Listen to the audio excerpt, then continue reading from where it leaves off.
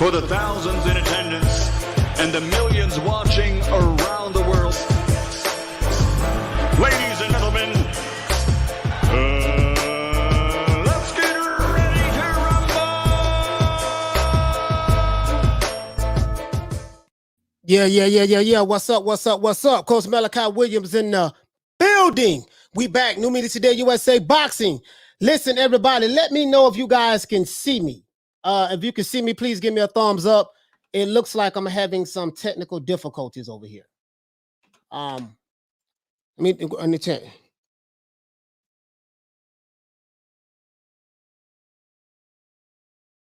All right. We're all right. We back. Let me know if you guys can see me, man. Let me know if you guys can see me. You see what I'm saying? Let me know if you guys can see me. I don't know. All right, thumbs up. All right, Thomas Jones. Good looking out, fam. Good looking out. Once again, man, it's the boy Coach Malachi Williams in the building. We back. New Media Today, USA Boxing. Yeah, man, it looked like I was having some technical difficulties, and I wasn't even sure if I was on live or not because something is going on, apparently. You know what I mean? Something is going on, but today we're going to get it in today. We're going to have a damn good show today. You see what I'm saying? Believe that. We're going to have a damn good show today, man. And yes, before we get started, I did see the fight yesterday against with the guy Michael Fox. We're going to talk about that. Let's give it a hit to Ali Bell for everybody. It is what it is, man. Ali Bell one more time. For sure. What's going on? The Ali Bell. Oh, okay. Here you go. I'm going to say the Ali Bell don't want to act right today. You know what I mean? So give everybody a round of applause.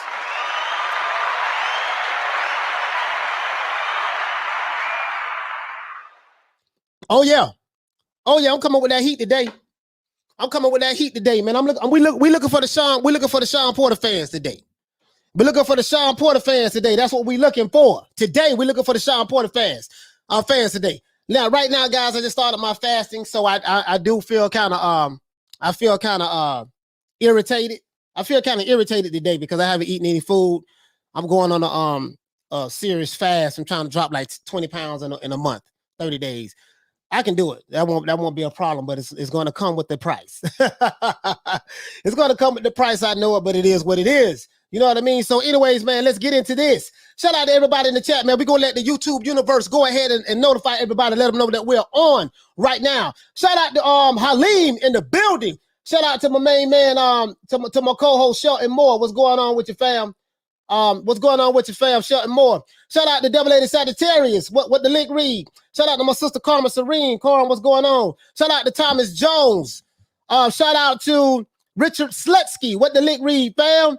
Shout out to Jeffrey Sharp. Shout out to Wizard Sleeve. Shout out to who else we have? Shout out to Lady Shan in the building. Kaboom! Please subscribe to Lady Shan channel.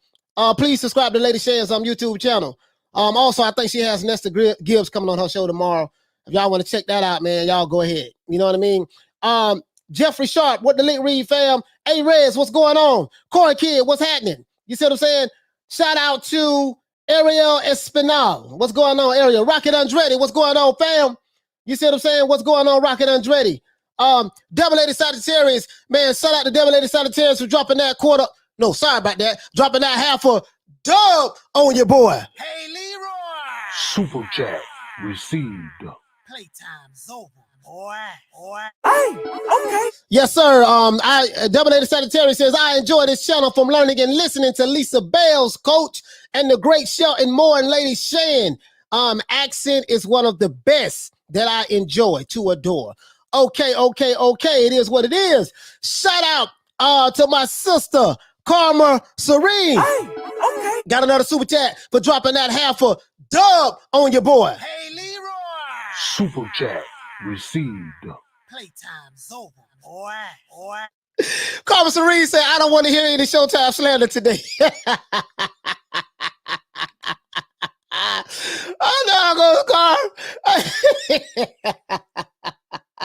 Hey, Karma Serene. Hey, Carm, I throw my hands up. I promise since I ain't gonna say that. I like Showtime. I like Showtime, Carm. I like Showtime. He's a nice guy. He's a nice guy. Oh, shout out to Corey Kid. Shout out to David from the UK. What's going on, fam? Shout out to my brother Charlo with the link read. Shout out to KRLB. You see what I'm saying? And let's get into this, man. Let's get into this. Now, this ain't no slander. This ain't no Showtime slander today. You know what I mean? Hey Carl, I like Shawn Porter. Hey Carl, you got me over here laughing. Hey, I want to get started on this laughing today now. I know I'm gonna Carl Serene. Hey Carl, anyway. Hey Carl, let me go ahead and get into this now. You know what I mean? Now, not Shawn Porter, but Terence Crawford did an interview with ESPN. As you know, ESPN and Top Rank are kind of like in bed together. You know what I mean? That, you know, those two companies are one and the same. You know, you have Top Rank and you have ESPN. You know, they gave Top Rank a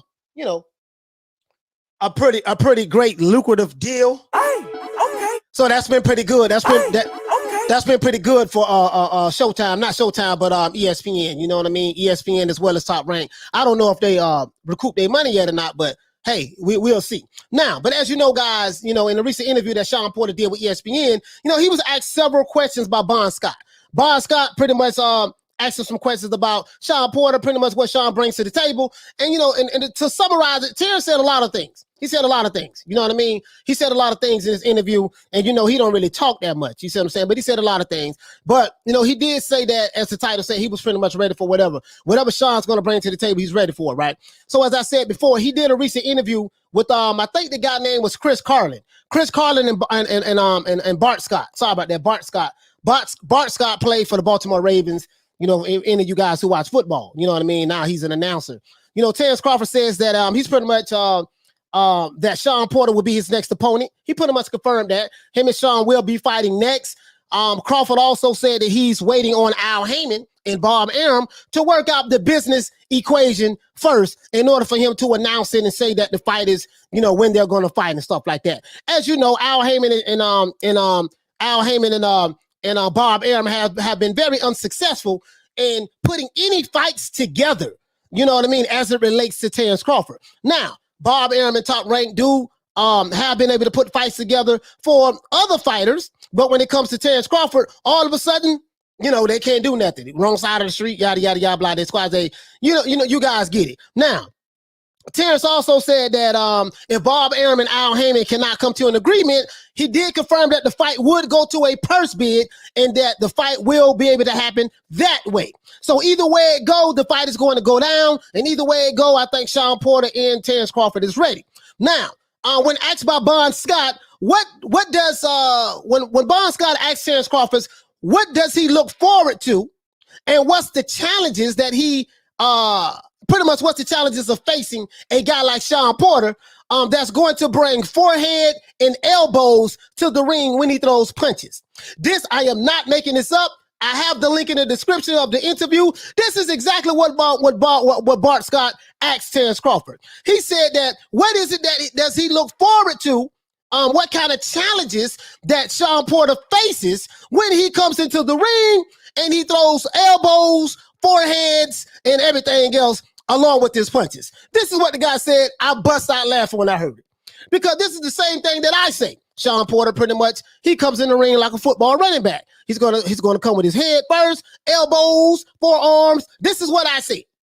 Right? It worked pretty good against Errol Spence. It worked against most of his opponents, didn't work against Kell Brook. And I feel like if he come in the ring with that style, and that's the only style that he pretty much can come with, he's gonna get stopped, right? That's what I'm saying. Now, Crawford pretty much said that he's very familiar with Shawn Porter's style and that he will be ready for everything and anything that Shawn will bring to the ring and that he is excited and looking forward to the fight.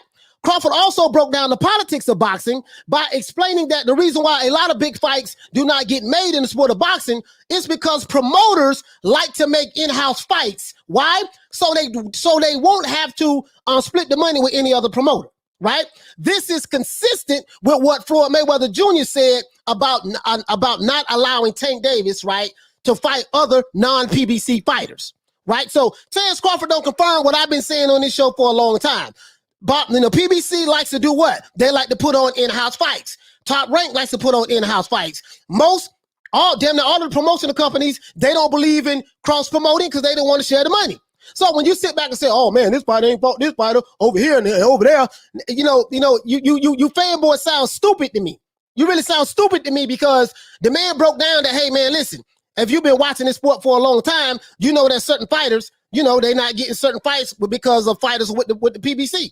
And even PBC fighters said it. Man, they need to come on over here. If they come on over here, you see what I'm saying? Then we can make the fights happen. When it shouldn't have to be that way. It should be that one promotional company and another promotional company should be willing to work together. But for the sake of the fighter, but these promotional companies like Terence Crawford confirmed that the reason why a lot of these fights haven't been happening is because promoters like to make in-house fights. So if you have a whole bunch of welterweights on one side of the street and one welterweight on the other side of the street, these guys are going to fight all each other. So when you make the argument to me that, man, Errol Spence, man, got a better record. He's been fighting better people in the welterweight division. It's because that all of the welterweights are with one promotional company. And Al Haymon does not want to do business with Terence Crawford because he is with Top Rank. Facts. That's it. He clarified that. You see what I'm saying? So put your biases aside. Care nothing about your biases at all. I get it. You know what I mean? But let's keep going, though. You see what I'm saying? So now, this is consistent with what Floyd Mayweather said.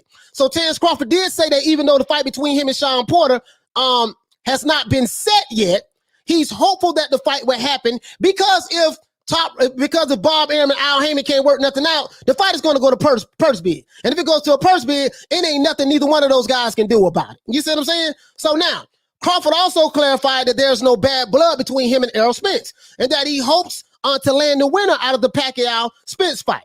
Crawford also reiterated for all of you fanboys who hate Terence Crawford or hate Spence, and you sit back and say, yo, man, we ride with Spence, yada, yada, yada, yada, yada. Let me go ahead and clarify this here. Crawford also reiterated that he's been supporting Errol Spence since Errol Spence was in the Olympics, and that they talk behind the scenes all of the time, and they are cool with each other. So for all you fanboys and PBC ass kissers and you Alphabet Boy supporters who paint this narrative that there's some kind of beef and we got to choose sides because we like Errol and Errol don't like Bud and vice versa, it's a lie.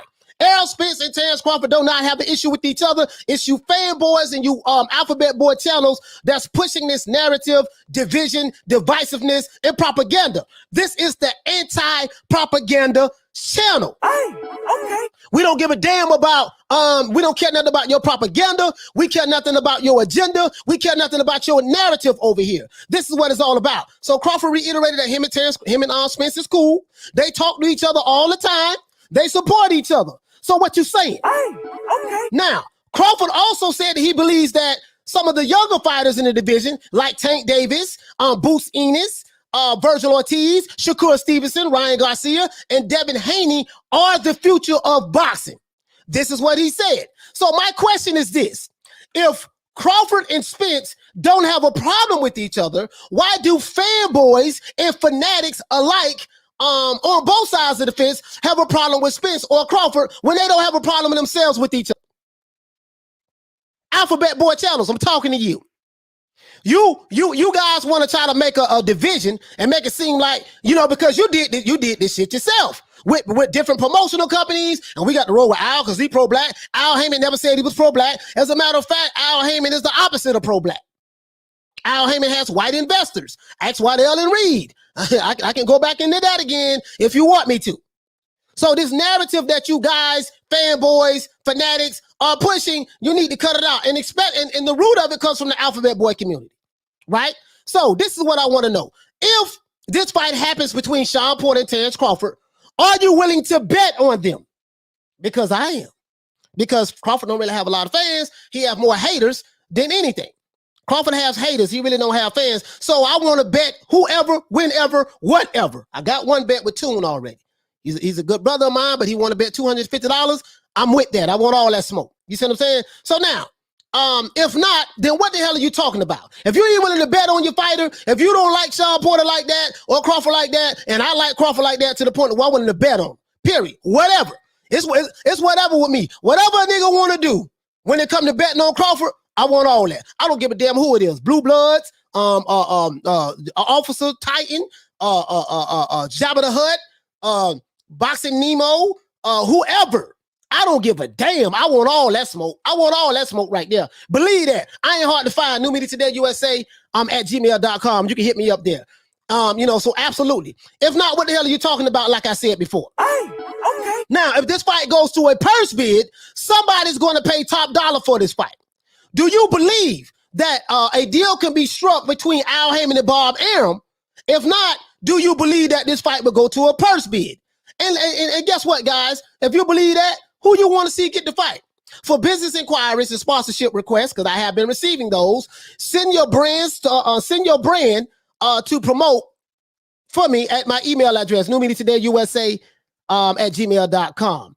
Other than that, guys, that's it. Tell me what do you think? Tell me what do you think? Now let's get into this, because I noticed that a certain narrative is being pushed.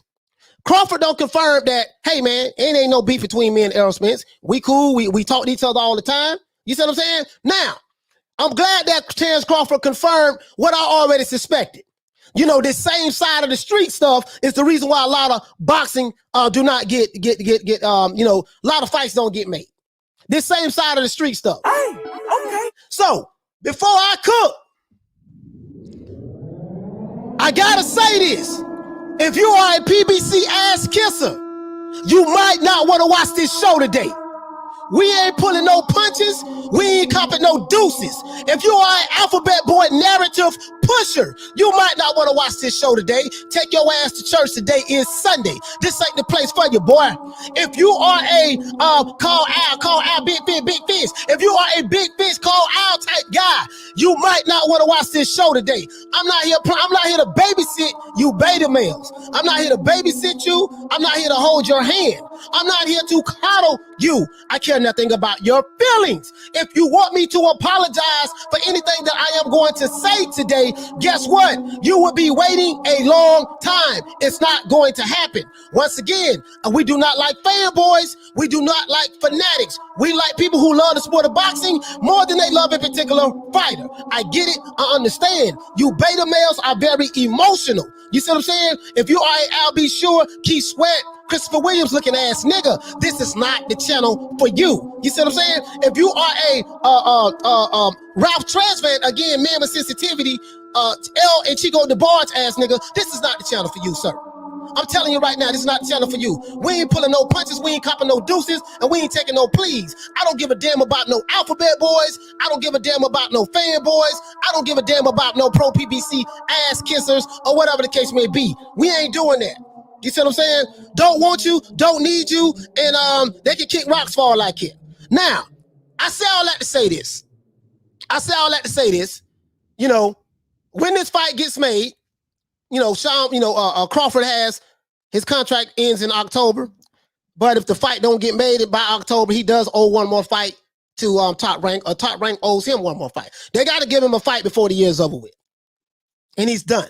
Crawford also signed a new deal with a management company. My brother Shelton Moore sent me that. But I read it. I hadn't read it already, but Shelton had sent me that already. Bud also signed a new deal with a new management company. The boy making moves. He's out of there. You see what I'm saying? I hope like hell that we can get this Shawn Porter fight. Now, me personally, I don't think that Al Haymon and Bob Arum will be able to work anything out. Why? Because they have not been able to work anything out for 3 years that Crawford has been over there. You see what I'm saying? So you have fanboys over here saying, oh man, he ducking over there, and yada, yada, yada. These fanboys don't know what the hell he's talking about. And the reason why, because, these fanboys get their education from the Alphabet Boy channels. Now, we know that the Alphabet Boy channel, these are some of the dumbest niggas on the planet Earth. We know this, right? So we seen that these fools, this is the interview right here, guys. So you guys don't think I'm capping. This is the interview right here. Terence Crawford talks Spence Pacquiao potential Shawn Porter fight with Bart and Han. This is on ESPN. I dropped the link in the description. You can listen to it. Only reason I won't play it is because I'll probably get a copyright strike. This is ESPN. I will get a copyright strike. You can go here and listen to it. You can go here and listen to the actual interview. The link is in the description so you can hear it with your own 2 ears. Because a lot of these narrative pushing fanboys and a lot of these narrative pushing Alphabet Boy supporters, these guys are slow as hell. I swear, you guys are some of the dumbest people I've ever seen in my life. You don't get no slower than an Alphabet Boy supporter. The men and the women are slow. I mean, short bus shorty. Hey, okay. I mean that. Cocaine is a hell of a drug. I don't know what the hell they be on over there. Hey, okay. But I tell you what, we do not care. To this Hey, day. okay. We do not care over here, man. To this day. We're going to roast their ass. We're going to be on them. You see what I'm saying? Now, as it relates to this particular fight with Shawn Porter and Terence Crawford, I got Terence Crawford stopping Shawn Porter. Period. Again, I want all the smoke. I don't give a damn if it's and I'm all right. I'm all right with this brother. But I don't care if it's the boxing boys. I like Ness. I don't care. If he want that smoke, that Terence Crawford smoke, I want that. If it's Fred Barbershop, I like Fred. Like Fred. I know a lot of you guys don't like him. I like him. He all right. Well, you know, I don't, you know, he all right. I just say he all right. You know, I got his phone number. But if he want that smoke, I want all that. If Blue Balls, if you want that smoke, I want all of that. Police ass Drew the Midget, I want all of that. 7-8, Jabba the Hutt, I want all of that. Since y'all don't like Crawford so much and since y'all hate him so much, how much you like Shawn Porter for and what you want to bet on him? That's what I want to know. That's what I want to know. Even that's for anybody. I don't care who it is. What you want to bet on him? You know, my cash out right there. What you like him for? What you like him for? That's all I got to say. That's my new motto. What you like him for? What you like him for? Terrence ain't getting the stoppage. What you like him for? I ain't here to do all this capping. What do you like him for? I'm gonna put my money where my mouth is. These niggas be shaking like booty meat. Hey, we know what somebody noticed? They talk that shit, but they be shaking like booty meat when I ask them what they like them for. Hey, okay. Yeah, man, he ain't fought nobody. He trash, he garbage, he a bum. What you like Shawn Porter for? And they go to shaking like booty meat. They don't say nothing. They don't say nothing. Nothing. I noticed that. You know, how much you like him for, they don't want to bet no money on the guy who they say is a bum, he ain't fought nobody, yada, yada, yada. But they don't want to bet against him. Keep moving the goalposts. Keep moving the goalposts. I want all of that smoke. I want all that smoke. Oh, yeah, I got something about that too, Bud Josh. It's fire. Everybody want to see that fight. Yeah, I got something about that too. Mr. Josh Saylor said that he's going to move up and he want to fight Crawford. And he said Crawford is there for the taking. So Josh Saylor looking at Crawford as food. Yeah, we're going to talk about that. We're going to talk about that. I sure hope like hell we done moved up this time.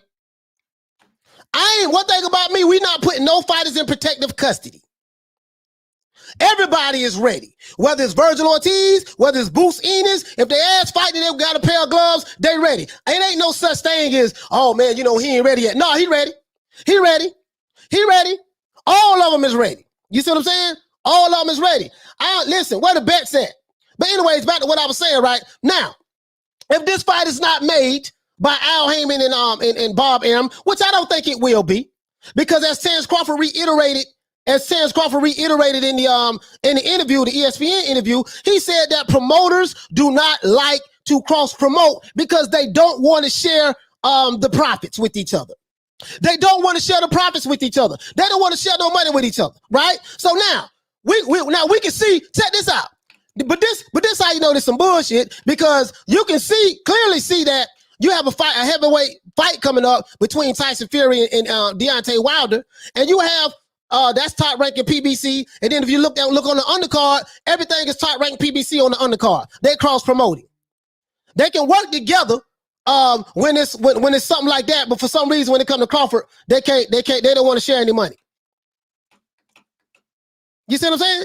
So this is what's going on in the sport of boxing. And then they forces the fans to blame the fighter. Now, I'm not saying this is always the case, because when two fighters want to fight each other, fights should be able to get made. But at the end of the day, the fighters do not control the purse. The fighters have to do what they're told, i.e. call Al. There's nobody on the PBC their own boss. They got to do what they're told. Period. Shout out to Mala for dropping that quarter of a dub on your boy. Hey, okay. Hey, Leroy. Super chat received. Playtime's over, boy. Mala say Terence is going to struggle early with the pressure, but he will 8-4, no knockout. I don't think he's going to struggle early with the pressure. I'm going to tell you why. He don't fought pressure fighters before. There's nothing unique about Shawn Porter's style, in my opinion. Nothing unique.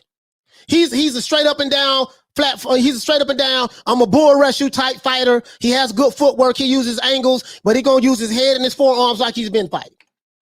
I'm saying that if he come in there with that shit, his ass getting stopped. His whole wig gonna get pushed back. If he come in there fighting like that, Crawford gonna be the first dude to stop him. Not only am I betting on, I'm betting on, but I want to bet on the fight. I got a $250 bet so far. I have been unsuccessful here in the city of Miami to find anyone that will bet on Shawn Porter. They don't like Crawford. They hate Terence Crawford because they diehard PBC ass kissers, but they don't want to bet. They don't want to bet on Shawn Porter. It's kind of strange. It's kind of strange. It's kind of strange. It really is kind of strange. But anyways, censorship says that the pie is bigger when it's a heavyweight fight. No, that's not the reason why that fight was made.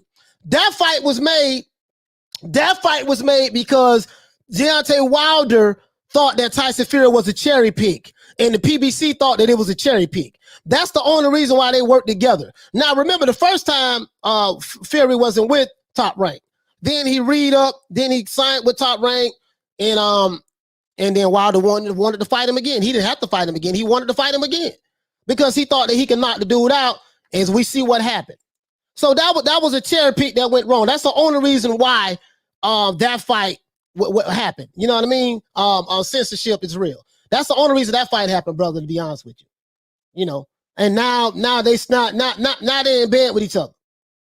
OG say, you're going to win on the stoppage, coach. Man, listen, man, I'm telling you, I truly believe, what he say? He say, coach, they said you a biter, biting our blue. Yeah, no, I didn't bite it. I deboed it. I come in your trap and take over your trap. That's what I did. I didn't bite that from Blue. I took that from Blue for dropping that quarter of a dub on your boy because he wasn't rocking it right. So I took that from him. That's what I do. If I see something I like, I take it. Period. I see something I like, I take it. I took that from him because he wasn't rocking it right, and now I'm saying it over here. You don't like it? Who cares? Ain't nothing you can do about it. I see something I like, I'm going to take it. Period. Anyways, a new narrative calling Anthony Joshua arrogant for saying his loss to Andrew Ruiz was a blessing for the Mexican fans. They'll end up making the trilogy a monster mega hit through their hate for AJ. We'll see what those numbers are going to look like. Shelton, my brother Shelton say, I can't buy a bet either, coach. I know you can't. I know you can't buy a bet. You can't buy a bet.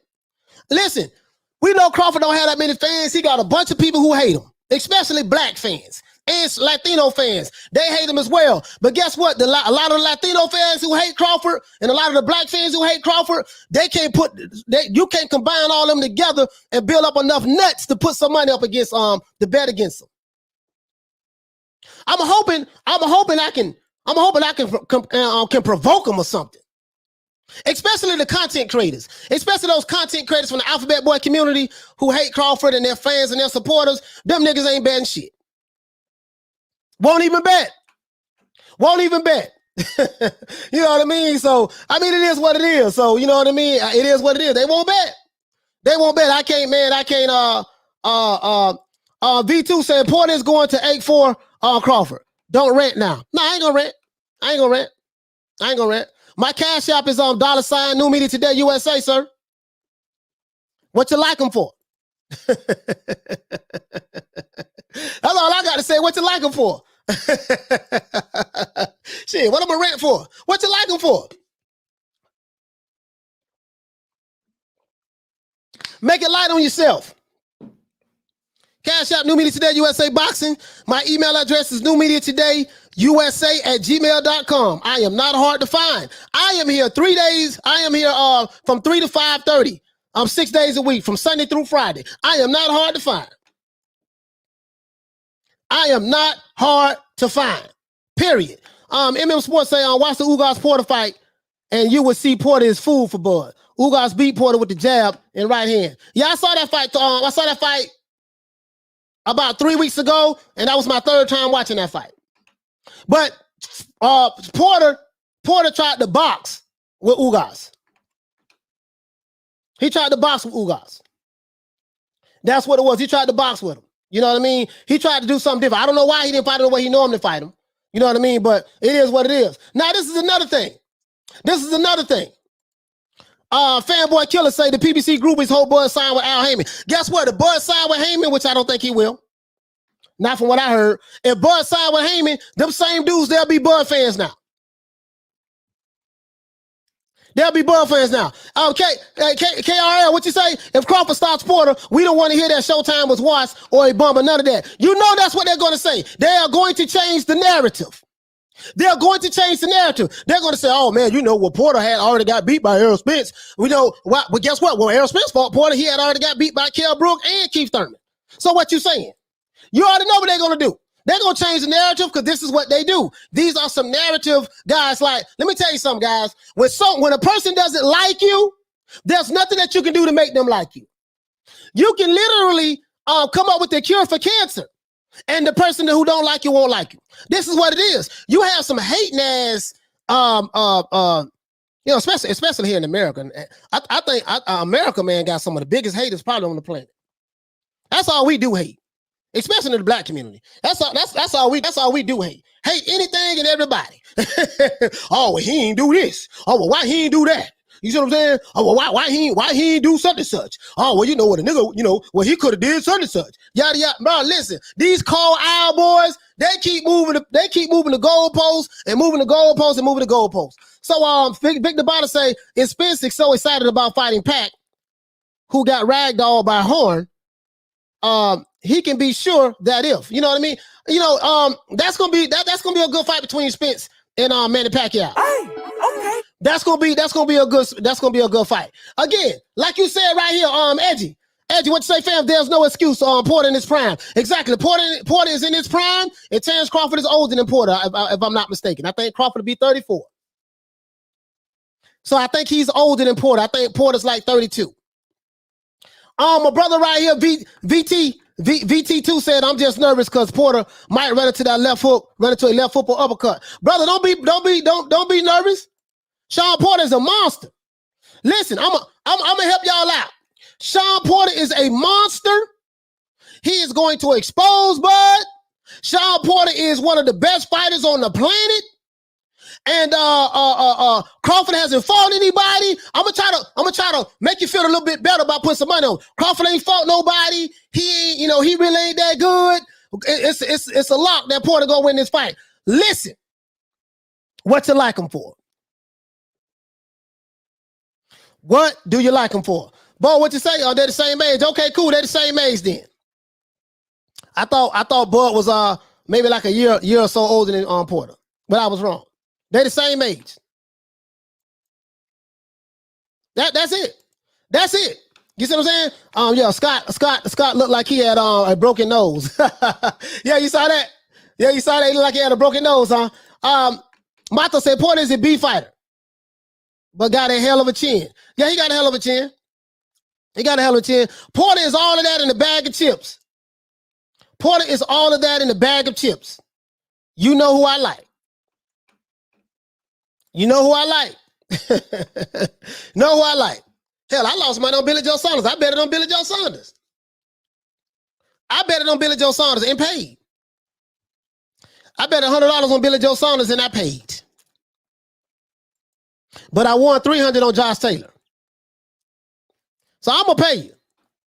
I'm gonna be here 3 days. I'm gonna be here 6 days a week, Sunday through Friday, 3 o'clock to 5:30 Eastern Standard Time. I will pay you. Cash out right there. You gonna get paid. That's for anybody. Any Alphabet Boy channel. I want all that smoke. I don't give a damn who it is. Any pro PBC ass kisser or pro PBC promoting YouTube channel. I want all of that smoke. Make it light on yourself. Hey, okay. Make it light on yourself. Let your hate for Crawford motivate you to bet money against them. I don't care. I'm covering all bets. All bets. I got one. I got my brother Toon, $250. I got my brother Toon. Shelton, what you say? It's a mute point, coach. These Adwater and Stir Porter fans won't bet. Nah, they ain't gonna bet. Nah, they ain't gonna do it. PBC's fanboy say Porter got the best resume in boxing. How do you figure that? And how do you judge resume? Do you judge about who you fought or who you beat? Let's go here. Damon West, what you say, fam? Your thoughts on the Fox? Your thoughts on the boy Fox last night and PBC getting robbed by Spanish judges? On PBC getting robbed by Spanish judges, bro. I got an interesting take on that, right? Because we know that the dude Michael Fox won that fight last night. This is robbery at its finest.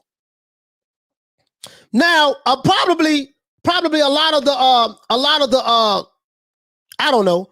I don't want to stereotype. I don't want to stereotype, but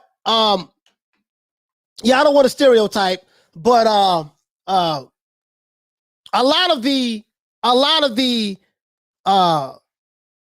certain, I just say a certain demographic. I just say a certain demographic of people. A certain demographic of people. What this dude say? He say he betting on Porter. Nigga, please. I got 200 on. I bet you whatever you want to bet. My Cash App is on. This is my Cash App. You hide behind the avatar, so I doubt you show up. This is my avatar. This is my Cash App. Drop your email down there too. Drop your email down there. That's my Cash App right there. And drop your email down there. My email, as a matter of fact, let me do both. Let me do both. Shit, I want that. I want that. Absolutely, I want that. You said you betting on Porter. What you want to bet? What you want to make it like what? 200? 250? That's my Cash App right there. I want that smoke. I want that smoke. I know you capping though. I know you capping. You probably PBC. You probably Alphabet Boy supporter. Ain't no problem. Ain't got no problem with that. Gmail. This is my Gmail. New media. Today. USA at gmail.com. New media today USA at gmail.com. All you got to do is I'll talk to you after the show. Shit, here go my Cash App. Give me your email and we can correspond like that. I ain't got no more rap. Whatever you want to do, Mo Lester.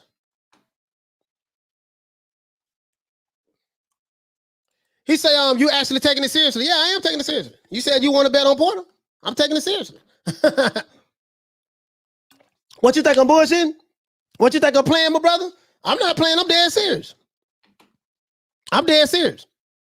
Now, as it relate to Shelton said, let me get some of that action, coach. as it relate to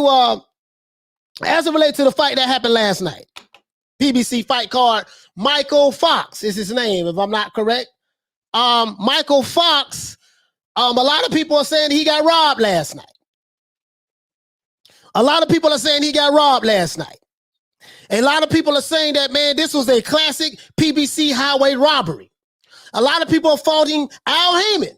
A lot of people, I seen this one guy, I ain't gonna say no name, he dropped a video basically tying this whole thing to Al Haymon, saying that Al Haymon is the reason why, in so many words, I'm paraphrasing, of course, that, exposing the corruption in the sport of boxing. Now, we do know that the sport of boxing is corrupt, right? Hell, I even seen the Alphabet Boy channel is still talking about Glovegate. Still talking about, because of the fight that happened last night with Michael Fox getting robbed, this kind of vindicates Wilder, and Wilder and when Wilder trying to say that there's corruption in the sport of boxing and that this is proof that Deontay Wilder, when he lost to Tyson Fury, that it was corruption in the sport of boxing is the reason why he lost. Like literally, these guys are reaching so far because of what happened last night to Michael Fox. You know, I never heard of the fighter before, to be honest with you. I'm not lying. I have not really heard of the guy. So it is what it is. Hey man, I got hey, my cash app right there. Drop your cash app and drop your email. Drop your email address. 500 to bet. Drop your email address. I'll contact you after the show. Matter of fact, I'll contact you on the show and see if you reply back. 500. It is what it is. That what you want to do? 500 is what it is. But now, they're trying to tie it back to Al Haymon. It's a possibility. It's a possibility. You see what I'm saying? The guy Fox clearly won yesterday. But as you guys know, stuff like this happens in the sport of boxing. Stuff like this happens in the sport of boxing. To where the fighter who clearly won the fight, it wasn't close. It wasn't like it was a whole bunch of swing rounds. It wasn't any of that. It was the fact that this guy, Michael Fox, did get robbed last night. It happened. It happens in the sport of boxing. But what gets me is this. This is what gets me. This is what gets me. What gets me is this. How this fight had nothing to do with anything else, right? But what gets me is certain channel, ain't gonna say no name, Alphabet Boy channel though. You know, proof. This is what, because of what happened last night with Michael Fox. How do I know? Because one of my subscribers sent me the video. Shout out to that subscriber. I'm not gonna say your name because I don't want you getting attacked or anything. You know me, I want all that smoke. I like all the attacks. I like all the threats. I like all the trolling. All you trolls out there. Boy, for all you trolls out there, today is not your day. If you are a troll and you like getting your feelings hurt, this is the right channel for you. If you are an Alphabet Boy supporter and you like getting your feelings hurt, this is the channel for you. If you are a PBC ass kisser and you are a man with sensitivity, old beta male ass nigga, and you like getting your feelings hurt, this is the channel for you. If you are a fanboy and you are overly sensitive and you don't like what I'm saying today, this is the channel for you. You want to know why? Because I intend to hurt your feelings today. I care nothing about you fanboys. I care nothing about you PBC ass kissers. You call out, beat. I care nothing about that. I care nothing about it at all. I care nothing about the Alphabet Boy supporters. If you don't like the fact that I stole dropping that half a dub on your boy from Blue Balls, guess what? I do not care. This is not the channel for you. I take what I want. This is what I do. If I see something that I like, and if you got it, we gonna take that. Tuck your chain when Debo steps in the building. You see what I'm saying? I have no problem taking anything from any of the Alphabet Boy channels. Say some shit I like, I'ma take it. Right. If you don't like it, that's your problem. I am not going to stop saying it. I am not going to lighten up. I'm going to tighten up. So, all you fanboys, PBC ass kissers, and Alphabet Boy channel supporters, guess what? I want all that smoke. I care nothing about you. Literally, I care nothing about you. Don't give a damn about you. You see what I'm saying? I really don't. And I'm glad that you're here because you contribute to the watch time hours. You know what I mean? So, it is what it is, man. So, we back. Hey, okay. Yeah, we back. Blue, I took that from you, sir. Say something else, I'm going to take it again. You weren't saying it with enough swag anyways. Come to your trap and take over your trap. That's what we do. Rest of them niggas ain't that worth stealing from. Rest of them ain't that worth stealing from. Anyways, back to what I was saying, though. The dude, Michael Fox, he did get robbed last night, dog.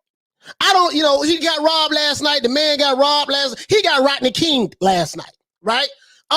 One judge had it 114, 113. I'm like, God damn, listen, when I heard the 114, 113 score, I knew that there was some fishy fixing to go down. What was the guy name? What's the guy name, guys? Maestre. When Maestre, this guy right here, hold on. When Maestre, this guy right here, hold on, let's look at the end of the fight. This dude was shocked. Here you go right here. Here you go. This dude was shocked. Look at the look on his face. He had his hand up like, yeah, he already know he had no one. And then we slide it on over a little bit more. When we slide it over a little bit more. When he slide it over a little bit more. Look at the look on his face. And then he got his head down like, yeah, boy, yeah, Al Haymon, you came through. Al Haymon, you came through. Has a little smirk on his face. Yeah, you know, I can't, you know what I mean? Because PBC, this is what happened, right? I can't play this right because they'll come at me hard. Pause. You know, the Alphabet Boy channels, you know, the PBC ass kissers, they'll be like, oh man, Al, you know, on New Media Today, USA, they playing your material. We need to get that video taken down because he's not saying stuff that's favorable to us. I am not going to say anything, I'm not going to say anything that's favorable. Here go these trolls. Here go these trolls. Look at these trolls. Hey, man, I ain't going to put you on the wall of fame. If you are a troll in the chat today and you want me to acknowledge your comment, you're going to have to drop that half a dub on your boy. That's what you're going to have to do. You're going to have to pay me. Drop that super chat and I'll acknowledge if you are a troll. This is for the trolls and the PBC ass kissers and the Alphabet Boy channels. So if you are a troll, you want me to say your name, put you on the wall of fame, pay like your way. Other than that, sapsucker, you won't get no shine on this channel. None. I promise you that. Now, look at this dude's face. He's shocked. You know, this dude like, yes, thank God. Gracias, Jesus. Gracias, Jesus. He was thankful because he knew it was some hometown cooking. He knew what it was. He knew what it was. Bro, like, and everybody is ranting about this. And the strap should not be on his waist. The strap should go to this brother's waist right here. Hey, brother, right here. You got robbed. You got robbed without a gun. You got robbed without a gun. Literally. Like, this wasn't even a close fight. Now, he was putting pressure on and stuff like that. I will say that. He was fighting kind of like Shawn Porter. It's kind of like how Shawn Porter fight a little bit. You know, very similar. Very similar. One-dimensional, coming forward, trying to throw, you know, he was doing that, you know, without the headbutts and the elbows and stuff like that. But, you know, what I'm saying, though, this dude here, he should not be the El Capitan right now. Peter Von Ox, what you say, fam? Peter Von Ox, what you say? He said Coach Fred did a good rundown on my yesterday Fox fight. It was rigged all day long, and he explains why. Yeah, I'm gonna check that out. I didn't know Fred did something on that. I'm gonna check that out. See what he did. You know, because I don't know the backstory behind it. Maybe Fred do. I don't know the backstory behind it. But boy, this here, this is something else. He said everyone is saying he got robbed, bro. No one is making excuses. Yeah. I'm not saying it. Well, you probably talking to somebody else. You know what I mean? What you say? You say, damn, messed up that boy perfect record too. And he was a replacement too. And embarrassed that man in front of a crowd. See, this, hey, Damon. Hey, okay. This is the problem. He was a replacement.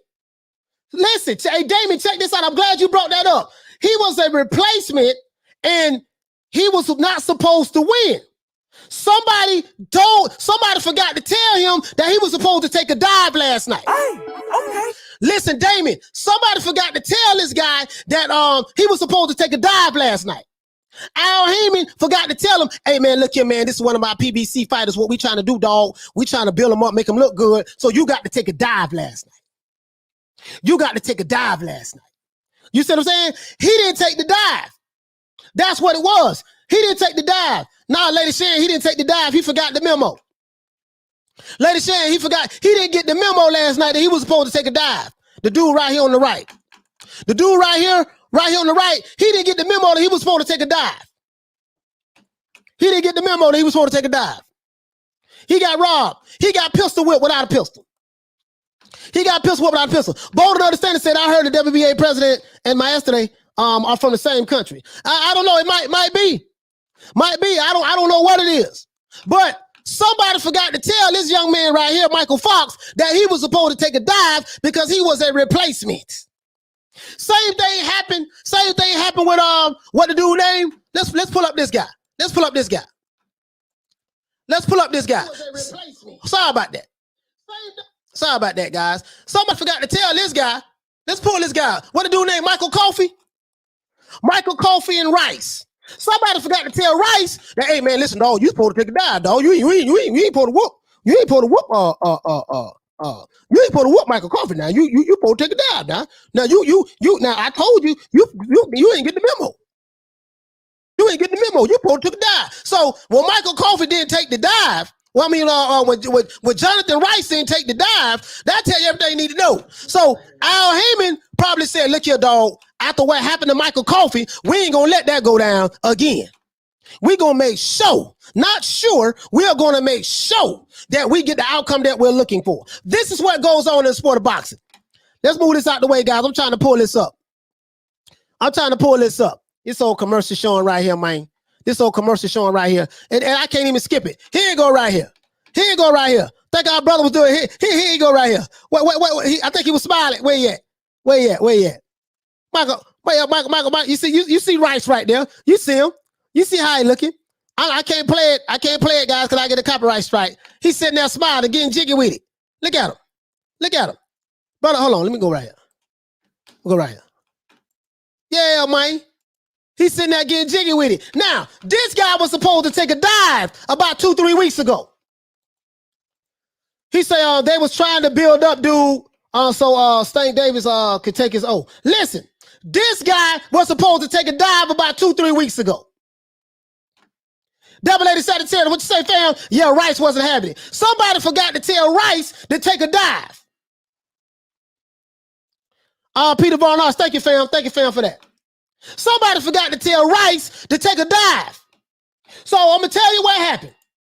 Without even me looking at what Fred did, that video. Thank you for sending me the link, right?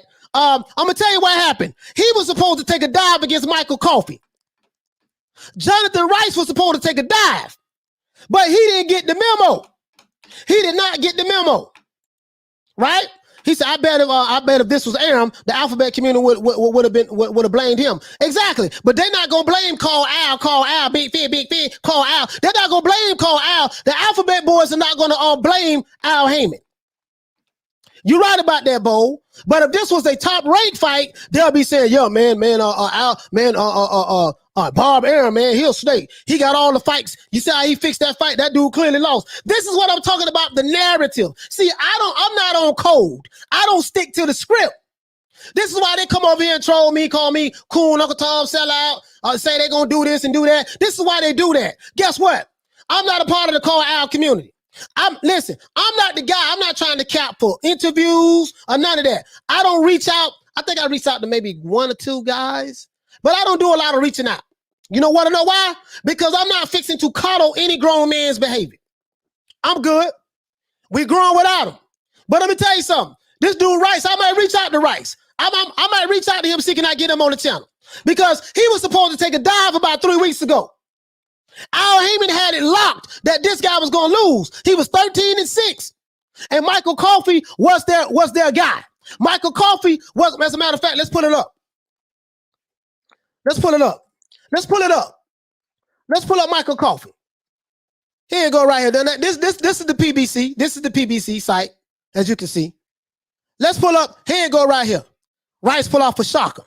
Here go Michael Coffey right here. So this guy, he's supposed to have been that guy. Michael Coffey was supposed to have been that boy. He's supposed to be the one that was supposed to be the next guy behind Deontay Wilder. He was supposed to be the next guy behind Deontay Wilder. He was next up. He was supposed to be the one to carry the mantle in the heavyweight division. The only problem is this guy right here, Jonathan Rice, he didn't get the memo. This is the problem. Jonathan Rice didn't get the memo. Do you see what I'm saying? Easy dimes. Check this out, brother. He didn't get the memo.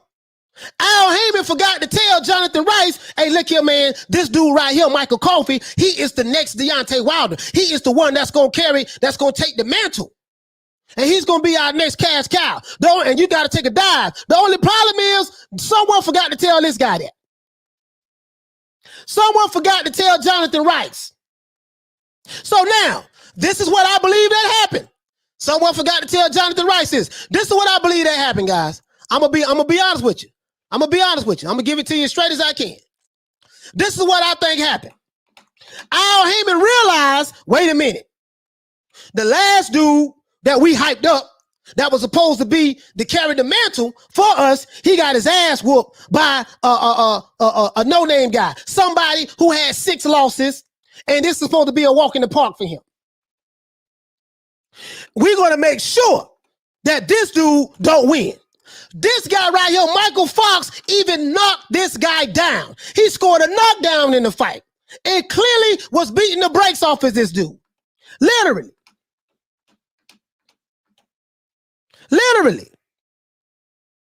Al Haymon, I don't know if you did this, sir. Sam Watkins, I don't know if you did this. I don't know what's going on, but all I know is it's kind of fishy. When this guy did not get the memo that he was supposed to take a dive, y'all made sure that this guy did not get the win. This guy right here, Michael Fox. That's all I'm saying. Now, I ain't got no proof of this now. Hey, okay. This ain't no shade. Hey, okay. Al Haymon, I ain't throwing no shade to you. Okay. Cocaine is a hell of a drug. But all I'm saying is the judges who ruled in the favor of this guy, Cocaine is a hell of a drug. they need to leave it Cocaine is a hell of a drug. alone. Hey, okay. That's all I'm saying. Whatever judge got paid off and gave the fight to this guy, Cocaine is a hell of a drug. Hey, okay. Al Haymon. To this day. Sir, you got to clean something up over there. Al. That's all I'm saying. All I'm saying is he didn't get the memo. He was supposed to take a dive. To this day. You were supposed to take a dive, Michael Fox. To this day. And guess what, sir? You didn't do what you were supposed to do. To this day. So guess what? Hey, okay. Al Haymon them had to make sure, Al Haymon them had to make sure, man, look here, man, we can't let this dude go out the way Michael Coffey went out. And guess what? If that fight with Michael Coffey, guys, I'm gonna tell you something. If that fight with Michael Coffey would have went 12 rounds or 10 rounds, whatever the fight was scheduled for, Michael Coffey would have won that fight. But because he was getting the brakes beat off of him so bad that the referee had to stop the fight, Al Haymon couldn't do nothing about it. So for all you call Al Big Fish, all you call Al Big Fish boys, guess what? When you talk about slime ball as Bob Arum, and you know I do not like Bob Arum, don't try to give Al Haymon cover. He's in that same category as well. See, the one thing about me, I don't like none of them. Hey, okay. Now, I do kind of like Garage Nose, Leonard Ellerby, Garage Nose, Booger Sugar, you know. Okay. Hey, okay. Yeah, I kind of like Booger Sugar. To this day. Garage Nose, Leonard Ellerby, because he make me laugh. Leonard Ellerby makes me laugh. You see what I'm saying? It's kind of hard. He knows what he's talking about when it comes to boxing.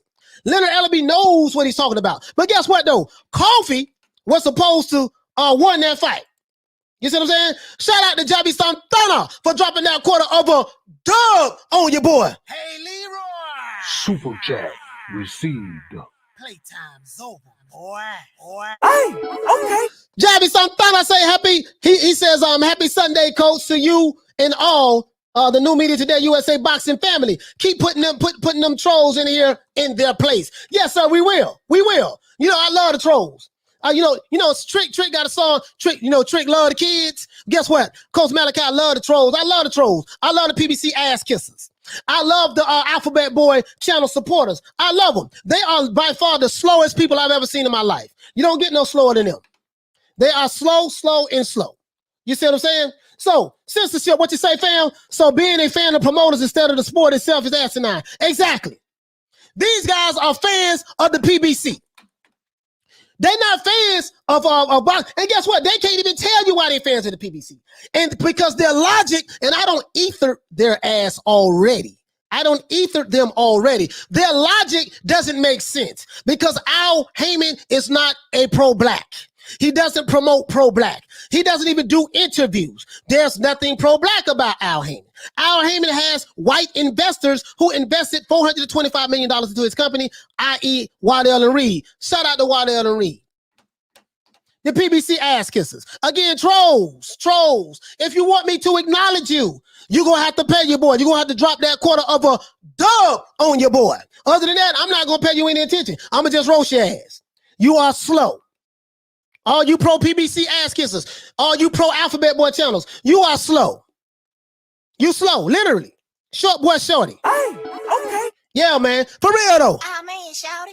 You got that stupid fruity swag, shouty. Hey, okay. Absolutely. You stupid fruity. Ah, man, shouty. You got that stupid fruity swag, shouty. Absolutely.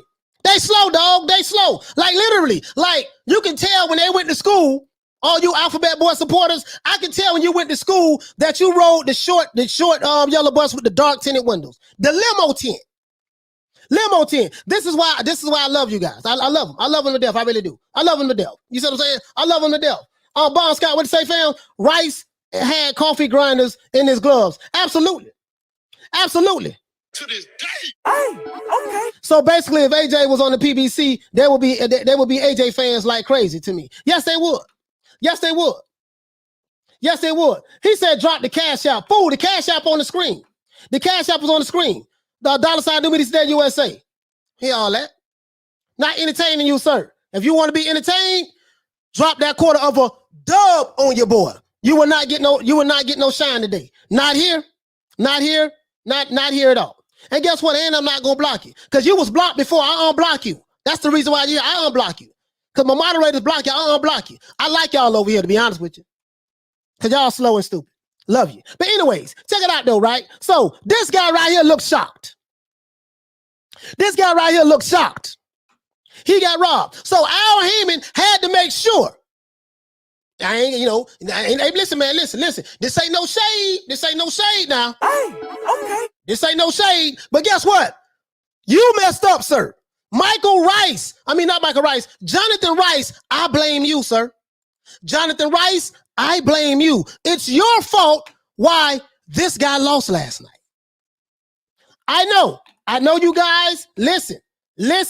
I know you guys didn't know I know you guys didn't see where I was coming with that. But check this out though. Shout out to my sister Lisa Bell. Let's hit the Ali Bell for Lisa.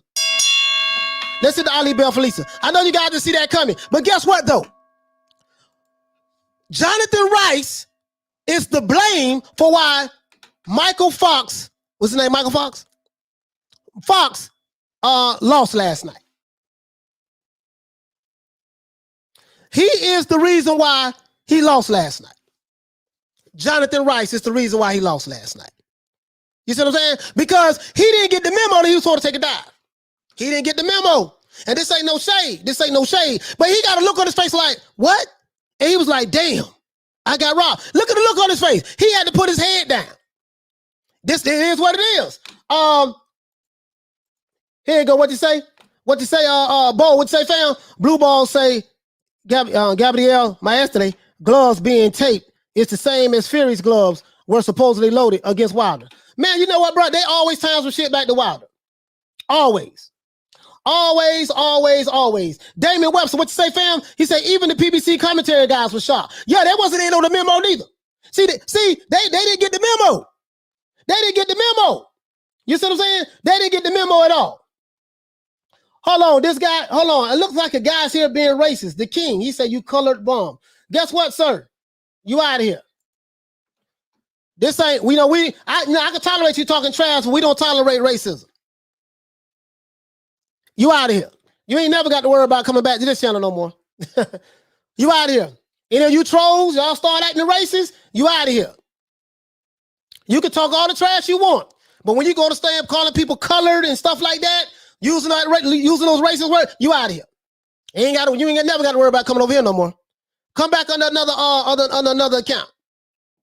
That's all I can say. Hey, okay. But anyway, back to what I was saying. This dude right here, shout out to Arlette. Let's hit the Ali Bell for Arlette.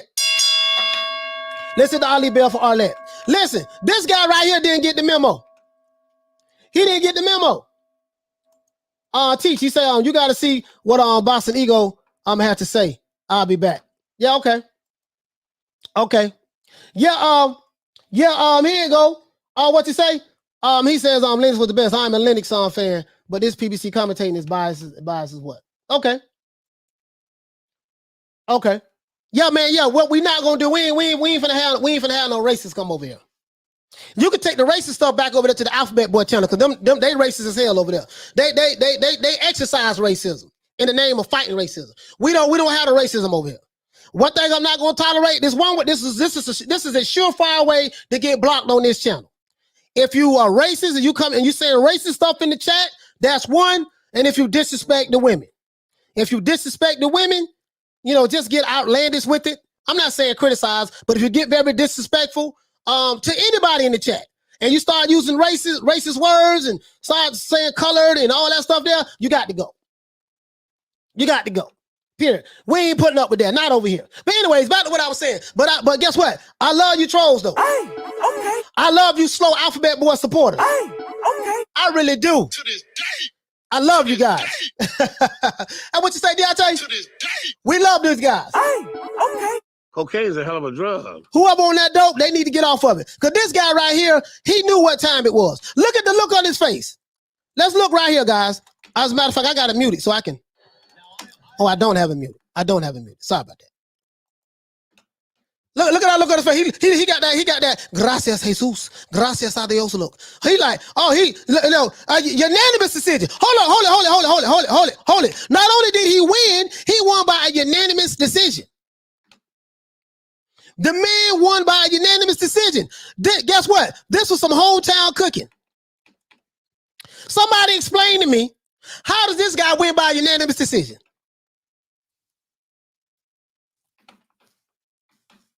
Please, somebody explain this to me. Hey, okay. How did this guy win by a unanimous decision? Hey, okay. That's all. That's all I'm saying. That's all I'm saying.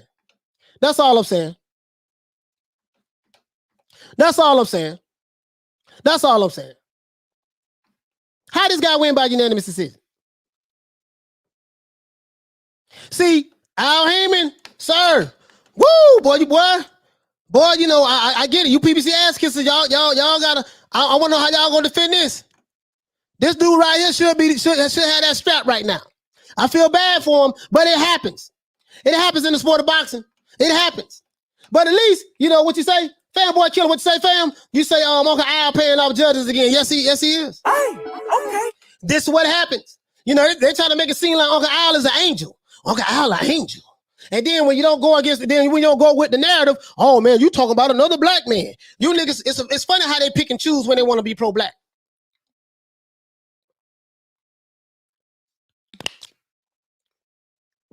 It's funny how they pick and choose when they want to be pro-black. Terence Crawford and Errol Spence, whatever little issues they had, they don't squash that. They talk on the phone and they support each other out in public. But these fanboys, they still want to push the narrative. You see what I'm saying? And this is what it is. They need some narrative pushers. He say the suits will always come through. That's why don't take a fight unless you for sure you can knock them out. Exactly. You know what? And Edgy, I can't really say don't take a fight unless you for sure you can knock them out. But I get what you're saying though. You're saying that be sure in your skills and capabilities. Arlette, this was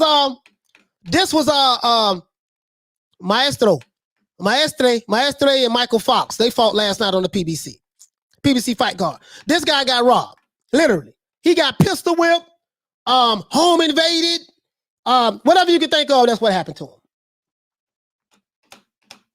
Whatever you can think of, that's what happened to him, Arlette. So you got to go back and look at it and check it out. You see what I'm saying? You got to go back and get, you know what I mean? But what I'm trying to say is this here. This guy right here, not Michael Coffey. Jonathan Rice. You are we're going to blame you, sir. Now, if you want to blame somebody, let's blame Jonathan Rice. Now, we know Al Haymon put some hometown cooking in. We know that. But let's blame this guy. You want to know why I want to blame this guy? Because he didn't take the dive 3 weeks ago. That was July 31st. He was supposed to, no, it wasn't 3 weeks ago. It was last week. He was supposed to take the dive. Because he didn't take the dive last week, this guy had to pay the price. Let's go back here. Because he didn't take the dive last week, this guy had to pay the price. Al Haymon was going to make sure that we're not going to have a repeat of what happened last week. Halim say, coach, it also happens in the UK. Y'all believe that? He said they asking Fox to show. He say they asking Fox to show on the Teddy where he was touched. Well, Oh, I get what you said. I get what you said. He said, the guy from Green Mile went off script. Yo, man, listen. He said the guy from Green Mile went off the script.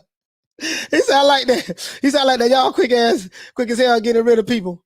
I try to find, by the time I get there, they're already gone. Yeah, man, no, when they say something racist, that's how they go. When they say something racist, that's how they go. I bold and understand what you say, all 3 judges should be fired. All 3 judges is not going to be fired because Al Haymon paid them off. Al Haymon paid them off. Al Haymon paid them off. So I want to know what these alphabet boy channels got to say about that. Al Haymon paid them off. Southpaw Killer, what you say, fam? You say, damn, I missed that Coffee Rice matchup. Did Rice knock him out, coach? No, Rice ain't knock him out. Rice got stopped. Rice got stopped. Rice was, let me see. Rice was getting hit. Hold on. Well, this when the dude was this? Rice got hit. Look how he looking. Look how he looking right here. This man in here making it rain. He throwing up money. Listen, you see what he was throwing? He was throwing $1 bills. Do you know why he was throwing $1 bills? Because that's all the money that Al Haymon was paying this dude. Hey, okay. This is why, look, this guy was throwing $1 bills. He opened his wallet up. And what did you see? $1 bills. That's all the money he had. Listen, so when they tell you, man, everybody in the PBC, they eating, they getting money. That is not true. It's a lot of broke dudes at the PBC, bro. There's a lot of broke dudes at the PBC. As a matter of fact, listen, when you hear these other channels talking about, but Al Haymon, he looks out for all his fighters and everybody riding in Rolls Royces and living in mansions. This ain't true. This is not true. Let me ask you a question. Sir, for all you guys who pushing that narrative. Is Rice up here? See if Rice over here. Oh, you know what? Wait a minute. Rice is not a PBC fighter. Wait a minute. Hold on. Is Rice? Is Jonathan Rice a PBC fighter? I don't see him over here. Hey, let's look this dude up, guys. Is Jonathan Rice a PBC fighter, dog? Because I don't see him over here. He's not over here. When you look in the art section, you don't see Rice over here. You see Rigendow, but you don't see Rice over here. Oh my God. Fanboy Killer say Rice not a PBC fighter. Wait a minute. So they found another, so he lost to a non-PBC fighter. Oh my God. You know what? For some reason, because I never heard of Jonathan Rice. I'm gonna be honest with you guys. I can't lie. You know, I don't know all the fighters. I don't know every fighter. Like a lot of these guys on here, I don't know these dudes. I know the name ones. Of course, we know the Gary Russell Jr.'s and stuff like that. Leo Santa Cruz. Of course, we know Errol Spence and stuff like that. But there's some fighters on here I don't know who this guy is. You know what I mean? I don't know who that guy is right there. You see what I'm saying? I don't know who this guy is. You know what I mean? So, you know, the PBC, you see they got white fighters, they got Latino fighters. They have black fighters. You know, so they have all different. They have, they got the United Nations over here. You know, they got Wilder. They got the United Nations over here. You see what I'm saying? But you see what I'm saying? This dude right here was supposed to take a dive, but he wasn't a PBC fighter, so I guess he didn't get the memo. This man is throwing dollars because he literally didn't have any money. But I'm gonna tell you something. I was talking to Shelton not too long ago. Me and Shelton was talking. This dude was a minus 750 underdog. This dude was a minus 750 underdog. No, he wasn't a minus 750. He was a plus 750. Sorry about that. Michael Coffey was like a minus 2,000 or something. It was a 99% chance that Michael Coffey was going to win this fight. That was the betting odds. Let's go back over here. The betting odds was this guy was like a 99% favorite or something like that. Minus 2,000. He was a plus 750, plus 800 guy. If you would have bet money on this guy, if you would have bet like $1,000 on this guy, $500 on this guy, man, you'll be strapped right now. Literally. This dude right here, Listen, this dude right here, he dropped the bag. He dropped the bag. Last minute replacement, this guy had 6 losses, 13-6. And we see what happened. He beat the brakes off of Michael Coffey. He knocked the coffee beans out of Michael Coffey. Hey, okay. He knocked the coffee beans out of Michael Coffey. Hold on, guys. Hold on. Hold it. He knocked the coffee beans out this guy. Literally. You see what I'm saying? Literally, he knocked the coffee beans out this guy. When you look at some of the highlights, he putting them MC Hammers on him right there. Bam. Bam. You know what I mean? Here you go right here. Here you go right here. Oh, here you go. Round 4. He putting them MC Hammers on him. Here you go. Bam. Here you go. Here you go. Here you go. Bam. Bam. Bam.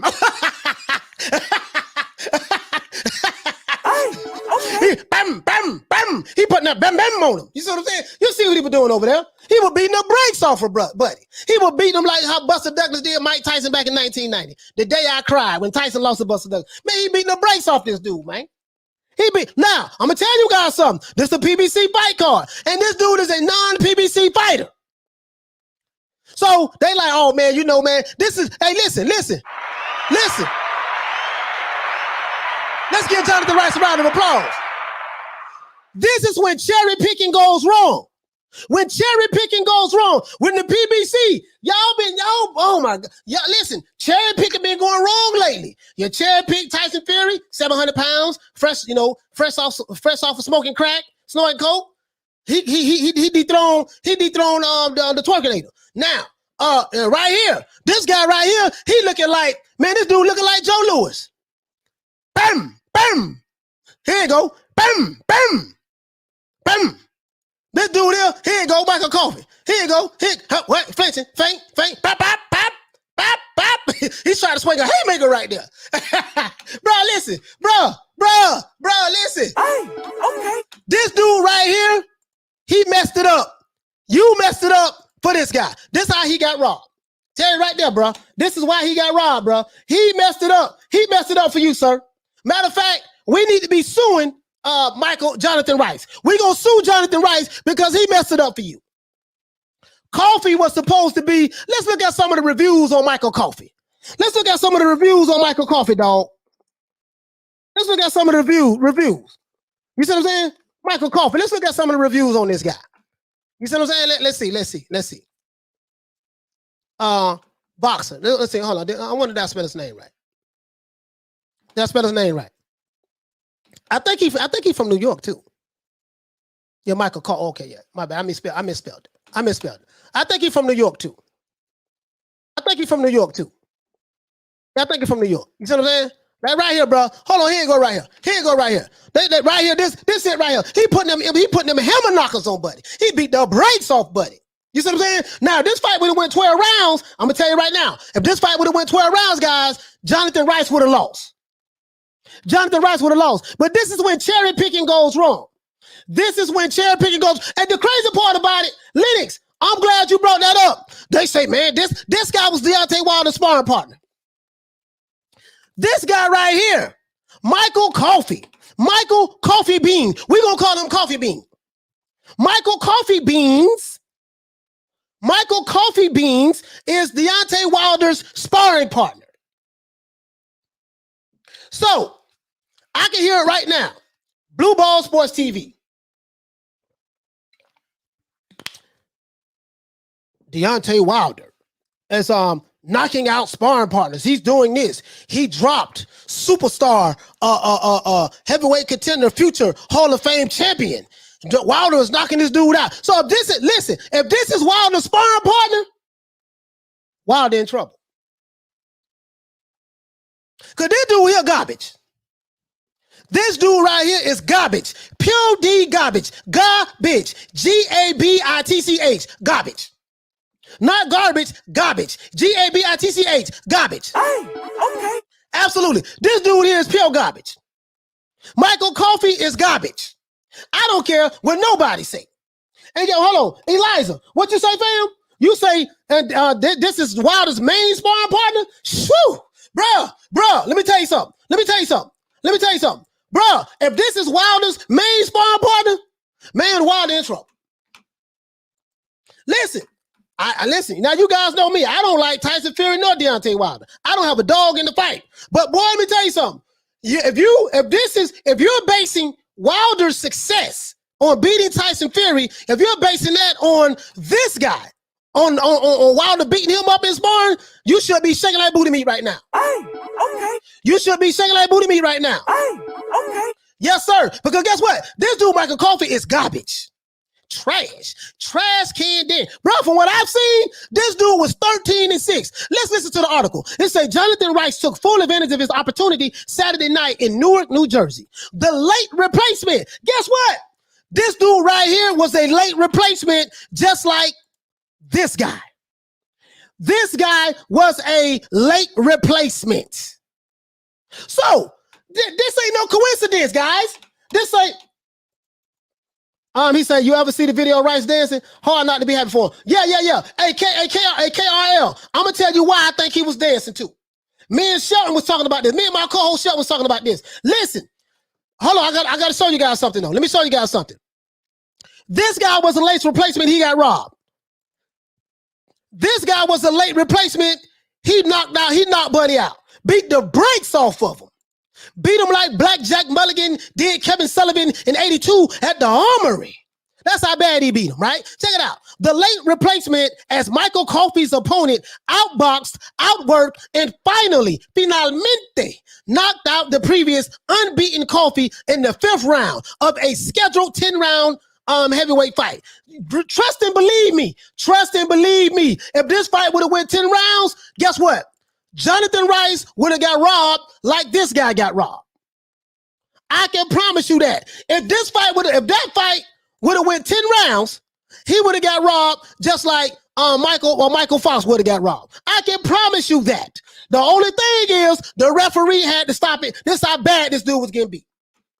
KRL, I'm telling you, bro. You're right. It's hard not to be happy for that dude, man. It's hard not to be. He say Southpaw Killer say Wilder's main sparring partner. Boy, he in trouble come October 9th. Bro, listen. If that is his main sparring partner, child, please. Oh my God. And remember, I said this. I said because sometimes, and listen, guys, when you have sparring partners come in, sometimes you know the head trainer who bring them in, he may tell a guy, listen, man, I don't want you working too hard now. I don't want you working too hard, because we got to make the champ look good. But guess what? This dude is garbage. When you have sparring partners, you need people who are going to push you. Rice, who replaced Gerald Washington. Gerald Washington is a PBC fighter. Rice, who replaced Gerald Washington, was an afterthought going into the fight. The South Carolinian had lost his previous 2 fights, including a wide decision against heavyweight contender Efe Ajagba last September. So they figured, this is a cherry pick. This guy don't lost against Efe Ajagba last September. Efe Ajagba used to be a PBC fighter. He don't lost against him. You see what I'm saying? He don't lost against him already, and he got 6 losses. This is an old cherry pick. Let's go ahead and bring him on in and let Coffey grind up the Rice, and we gonna go ahead and give Coffey put another win on his record. Guess what? The only problem is somebody forgot to tell Jonathan Rice he was supposed to take a dive. That's the only problem. So call Al. Beep. Somebody forgot to call Al. Check it out. And while Coffey was a late comer to boxing, he turned pro at 31 years old. Oh my God. Let me get this straight. Deontay Wilder's sparring partner, his lead sparring partner, this guy right here, Michael Coffey Grounds. Michael Coffey Grounds lost to a guy who just started boxing at 31. He turned pro at 31 years old. He lost to a guy who turned pro at 31 years old. As a matter of fact, let's see how old this guy is.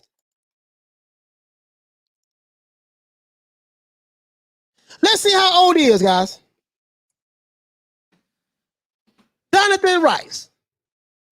Let's see. The boxer. He probably don't even have a Wikipedia page. He don't even have a Wikipedia page. Yeah, he don't have a Wikipedia page. I wonder how old he is. Let's find out how old he is, guys. Anybody know how old this dude is? The dude started boxing at 31 years old. You trying to tell me your main sparring partner lost to a guy that just started boxing, that turned pro? Wait a minute. Lady Shan say he 35. Oh my God. Lady Shan, the dude 35, he 35, 30, not 35, 35. This dude 35 years old, 30. So he just started boxing 4 years ago. Right? So let's read the rest of it. Rice didn't follow. Here you go. I told you. Hey, okay. I told you. What did I say? It say Rice, who was replaced by Gerald Washington. Rice, who was replaced by Gerald Washington. No, Rice, who replaced Gerald Washington, was an afterthought. Going into the fight. The South Carolinian had lost his previous 2 fights, including a wide decision by F.A. Jabbar. And while Coffey was a latecomer to boxing himself, Coffey started boxing at 31 years old, right? Not boxing, but he probably was boxing before that, but he turned pro at 31 years old. And I think Michael Coffey is what? 35. Lady Shan say 35. Right. You lost to a guy that had 6 losses. He was coming off a string of dominant performances, which is why he was favored to win. So Michael Coffey was favored to win. He was favored to win. Deontay Wilder's main sparring partner.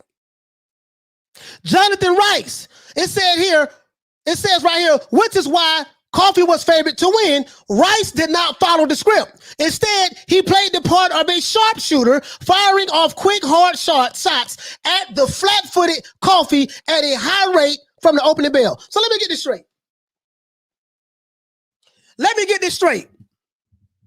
Deontay Wilder, sparring partner, his main sparring partner is a flat-footed boxer named Michael Coffey.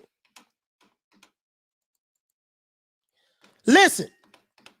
I want you guys to get this straight. The guy who is preparing Deontay Wilder, the Bronze Bomber, the guy who is preparing Wilder to go into the ring October the 9th and beat the Gypsy King is a flat-footed fighter. The only problem with that is Tyson Fury is not a flat-footed fighter. So that's one strike right there, right? Rice was supposed to lose. Rice, baby, was supposed to lose. The only problem is, as this article says, Rice did not follow the script. Al Haymon forgot to call this guy. Hey, okay. Al Haymon forgot to call this guy and tell this guy, hey, check this out, dog. You are a heavy underdog in this fight. You are a 750 to 1. 750 underdog on the underdog. He's plus 750. He was a plus 750, something like that, 750 or 800. He did not follow the script. He didn't follow the script. He say, Coffey on TKO by Rice, but not Wilder. Bro, this is crazy. He didn't follow the script. He did not follow the script. Elijah Feliciano said Rice should call out Deontay Wilder's brother. Bro, he might as well. Check this out. Coffey, a powerful puncher, absorbed Rice's blows for a while and threw some big punches of his own. However, anytime they say however, you know it's a goddamn problem. However, he couldn't begin to keep pace with Rice. By round 5, Coffey had begun to break down. About halfway through the round, Rice unleashed a vicious flurry of shots that found the mark and hurt Coffey, who suddenly had difficulty defending himself. So let me get this straight. The guy who had difficulty defending himself is Deontay Wilder, the Bronze Bomber, main sparring partner. Halif. Hey, okay. Cocaine is a hell of a drug. To this day. Halif say Al Haymon gave the wrong script to Rice. To this day. Hooligan Music say, Coach, you sound like you food shopping. Hey man, listen man, and I'm hungry too because I'm fasting right now. I'm taking I started my diet today, so I'm feeling kind of woozy right now. Hey, Hooligan Music, my brother, listen. Somebody forgot to tell Rice that he was supposed to take a dive. You know how I know? I'm gonna tell you how I know, brother. Check this out. It say, and while Coffey was a latecomer to boxing, he turned pro at 31 years old, right? he was coming off a string of dominating performances, which is why he was favored to win on Saturday. So Michael Coffey was heavily favored to win on Saturday. The only problem is Rice did not follow the script. Do you guys see what I'm saying? He was supposed to follow the script, just like this guy. This guy was supposed to follow the script. Your mistake, sir, was you did not stop this guy. See, if you would have stopped them, they wouldn't have been able to rob you.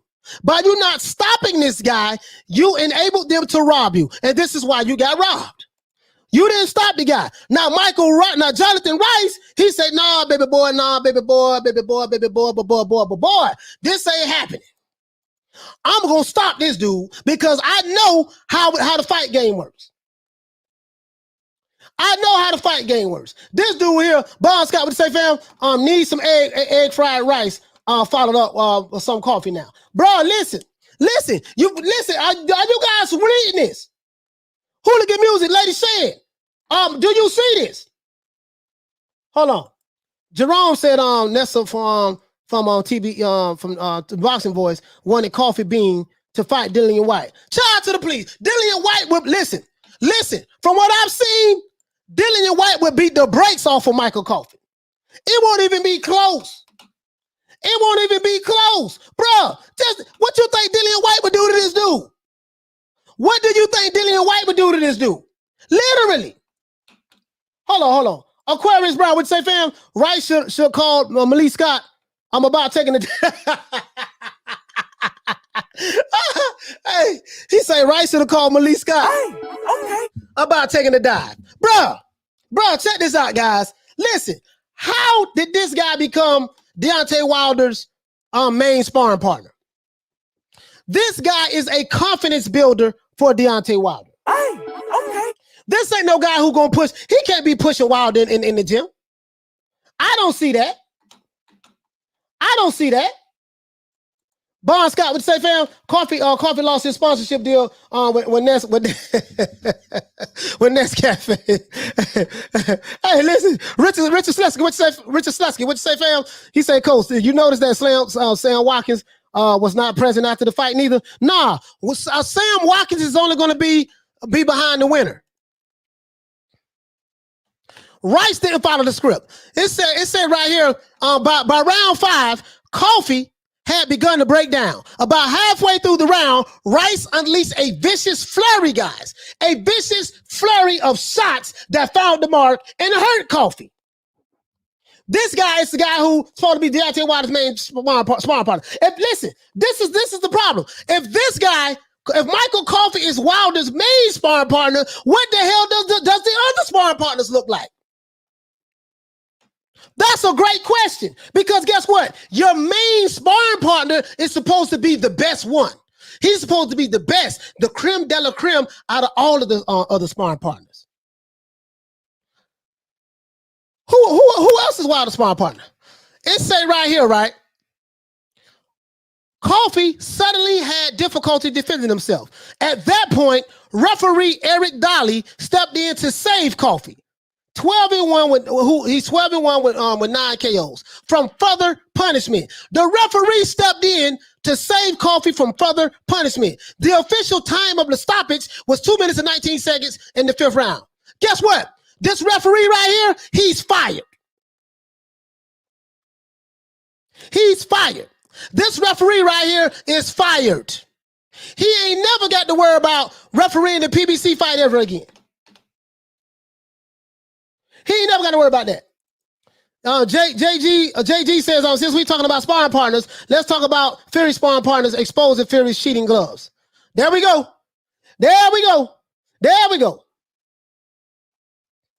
Hold on. Eliza Feliciano say, did Al Haymon drop Rice yet for messing up his plans? Bruh, I'm just saying. Here you go. Let's look at what Rice said. Rice, 14 wins, 6 losses, 1 draw, 10 KOs. Well, he got 10 KOs now. So he got 10 KOs. Rice has quite a way to go before he can be considered a title challenger, but he took a big step on Saturday. I wasn't a late replacement, Rice said 34 years old. He is 34 years old. I was waiting for an opportunity. We replaced someone, but we weren't late. We were right on time. The man says we were right on time. Hey, okay. That's what Jonathan Rice said. He said, I was training every day. I was training with Michael Hunter. I did 20 rounds, 10 and 10 last Friday before I got the call. So when I got the call, I was ready. Woo! Hey, okay. Do you hear what this guy said? Bruh, do you hear what this guy said? Paul Evans, rice, eggplant, coffee, sounds like my shopping list. Sounds like my shopping list. Sonny said, speculation or truth. He really got fired? Bruh, I promise you that dude got fired. You ain't never got to worry about that referee ever refereeing another PBC fight again. That's what I'm saying. Hey, okay. That's what I'm saying this. I'm saying this. You see what I'm saying? I promise you, I doubted that referee because that referee stopped the fight. Because the fight was supposed to go 10 rounds and that was going to rob Jonathan Rice. But you see what he said? He said, guess what? He said, I wasn't a late replacement. I was waiting for an opportunity. He was sitting around waiting because he knew somebody was going to cherry pick him. This is when cherry picking goes wrong. This is when cherry picking goes wrong. Toby, what you say, fam? He said anyone see the Bomb Squad Fred Barbershop drop earlier about the PBC? No, I didn't see it. Eliza, what you say, fam? Rice was driving an Amazon truck on Monday and got the fight on a Saturday. I'll be damned. He said, dude, I will pay for Trevor Bryan versus Rice. That'll be a good fight. Because both of them garbage. Well, I don't know about, both of them is kind of garbage. But anyway, guess what, though? Guess what?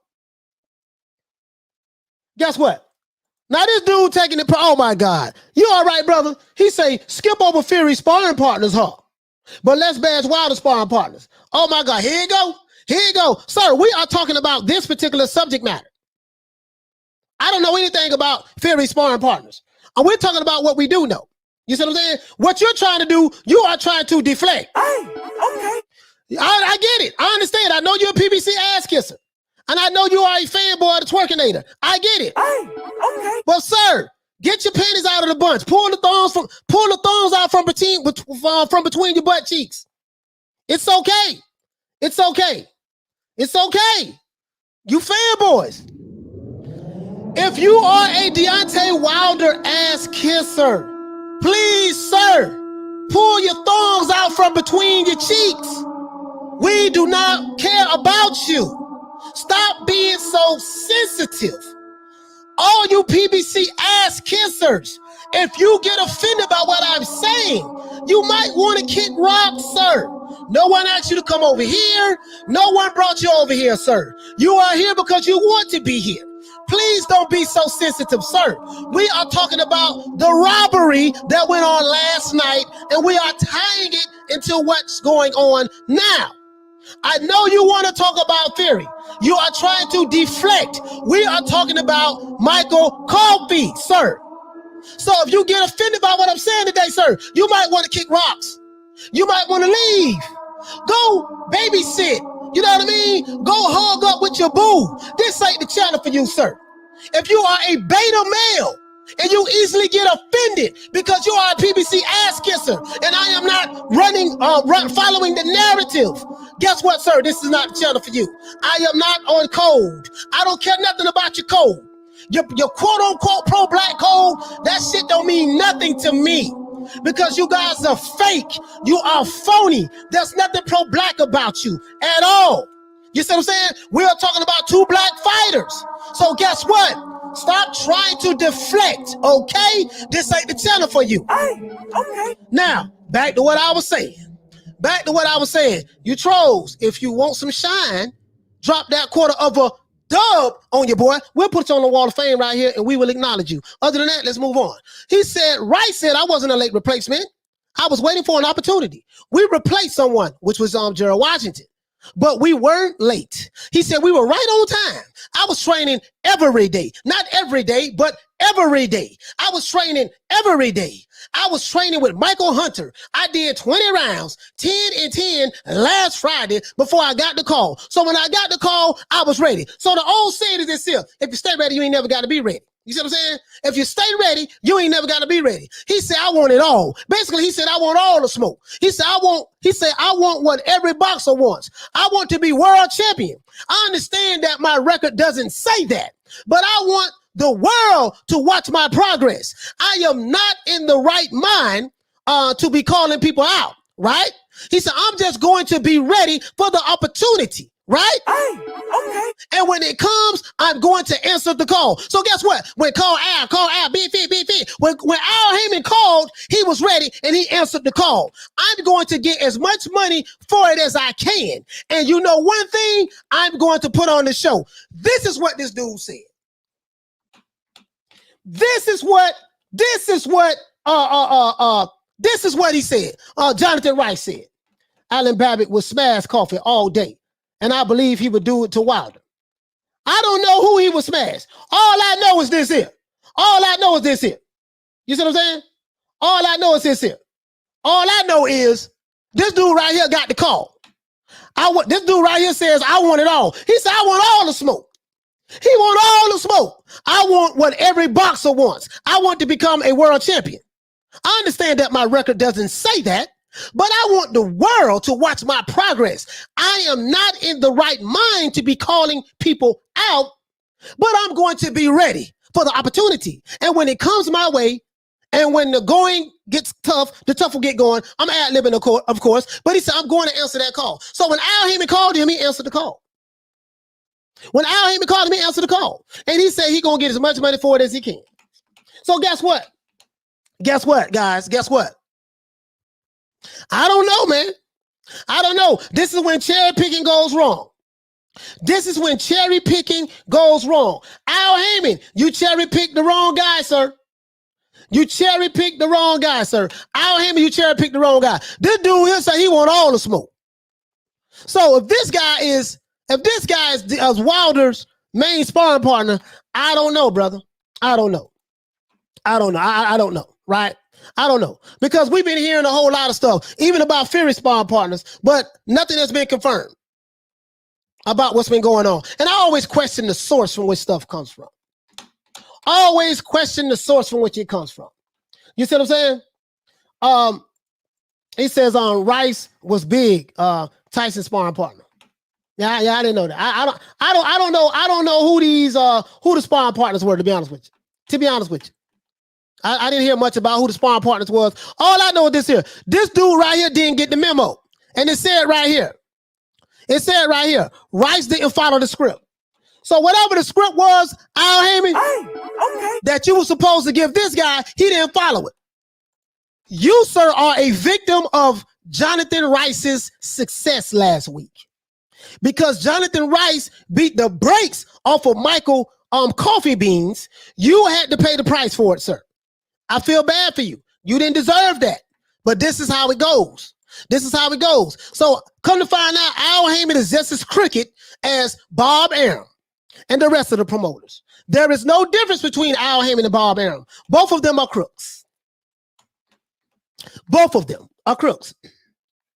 See, one thing about me, guys, I'm not the guy trying to get press credentials. I mean, I'm registered with the United States Press Agency, USPA. Been with them for 8 years now. I can pretty much go damn near to any event I want to. You know what I mean? I know who to reach out to. But one thing we don't do no, down here in Florida, we don't do no D-riding. We ain't on nobody nutsex. We don't do that. Hey, okay. Not me. Ain't gonna happen. You know what I mean? I'd rather just sit back and chill and watch. You know, I ain't gonna see him be doing no crime. Oh man, you know, they don't took my break credential, man. They don't took them. Listen, never put yourself in a position where anyone can take anything from you. Hey, okay.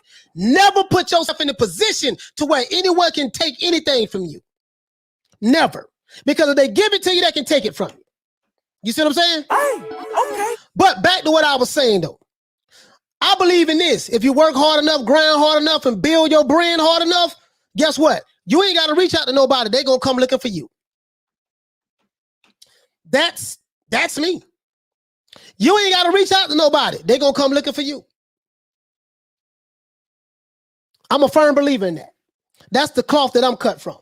Peter Varnox, what you say, fam? Al Haymon, they black, he green. Exactly. You got to tell these narrative pushers that though. These narrative pushers don't understand. Jedi Grimmer say Rice has some good juice and coffee with this water spike. Yeah. Yeah, pretty much. You know what I mean? Hooligan Music say that Coach Wilder never came out to me as a guy that takes hard sparring. Nah, I don't know. I don't know. You know what I mean? I don't know. You see what I'm saying? So, you know, all I know is, yeah, you might be right about that. You might be right about that. You might be right about that. You know what I mean? Because now, my thing is this. When you don't follow the script, I can promise you this here. Guess what, guys? I can promise you this here. This referee right here, who stopped the fight, what's his name? Rice didn't follow the script. Referee Eric Dolly, he's fired. Al Haymon called him the same. Soon as he got back to the locker room to change out, Al Haymon called and said, hey, man, you ain't never got to worry about refereeing any of our fights anymore. You out of there. He stopped the fight. He stopped the fight. I can promise you that. I can promise you that. He say, now Lennox is still over there announcing. Oh, yeah, you know what? Bro, listen.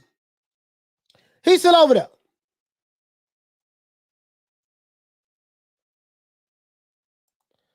Peter Varnox say, I think Rice followed the script when he fought a Jabbar. Probably.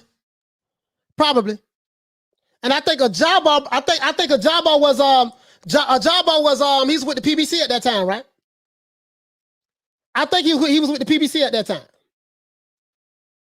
He was with the PBC at that time. But guess what though? See, the dude didn't follow the script, dog. He didn't follow the script, and he said he want all the smoke. I want all the smoke. He feeling himself. And what we got over here? We got the brother over here. What he was doing? The brother was throwing money. And he beating the brakes off this dude here, man. Oh my God, he was just like, what these MC Hammers he putting on? Don't do him like that. Here you go. Don't do him like that. Pop, pop. Oh, what a mean two-piece. Oh, look at that two-piece. Oh, okay. What it is? There you go. Pop. Oh, running, and he's smiling at him. And he was smiling at him. Like, I'm finna beat the brakes. Pop. Oh, bro, hold on, man. Hold on. No, bro, he beating the brakes off this dude, man.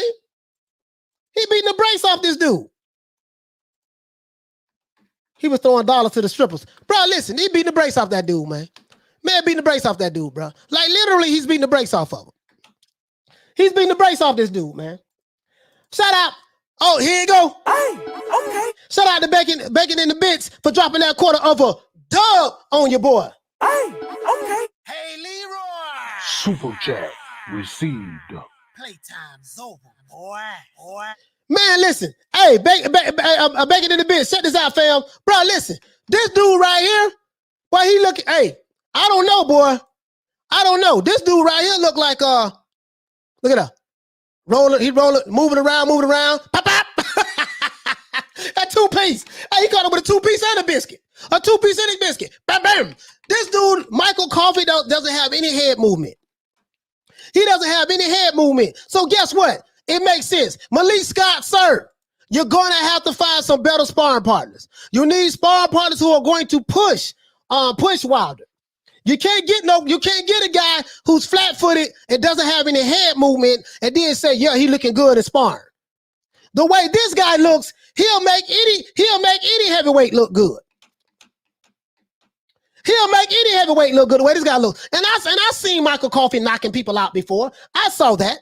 So I know this. I'm not banging all the way on Michael Coffey, but I'm just saying the dude is flat-footed. He ain't got no head movement.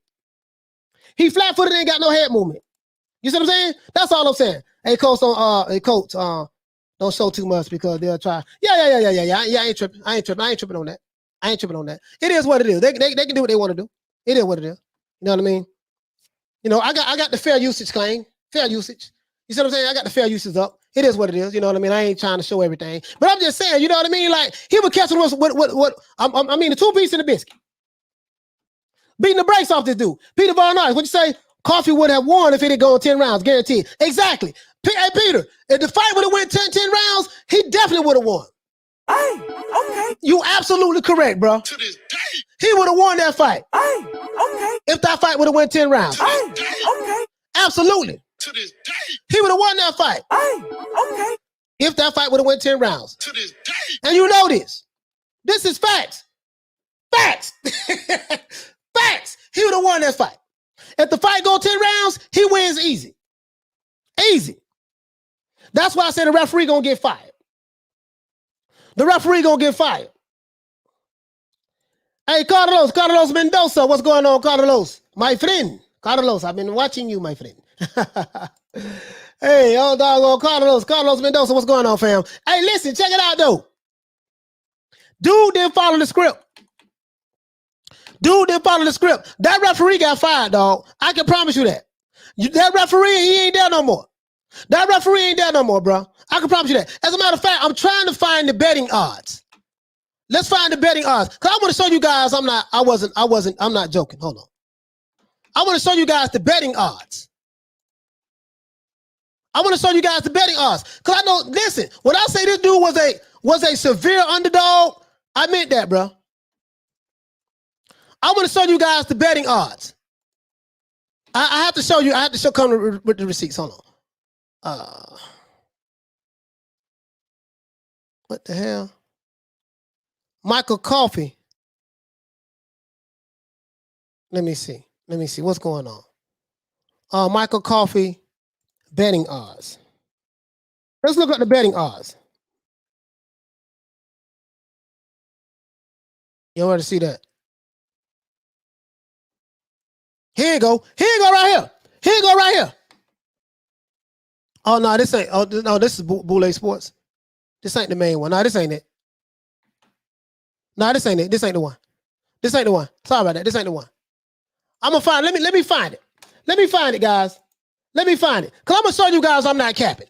This dude right here. I'm going to show you guys I'm not capping. This dude right here was like a 7 minus. Michael Coffey was like minus 2,000.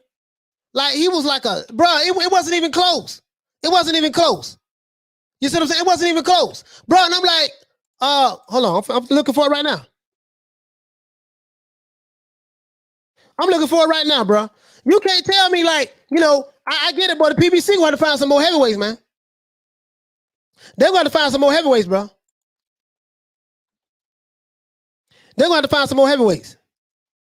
I found it.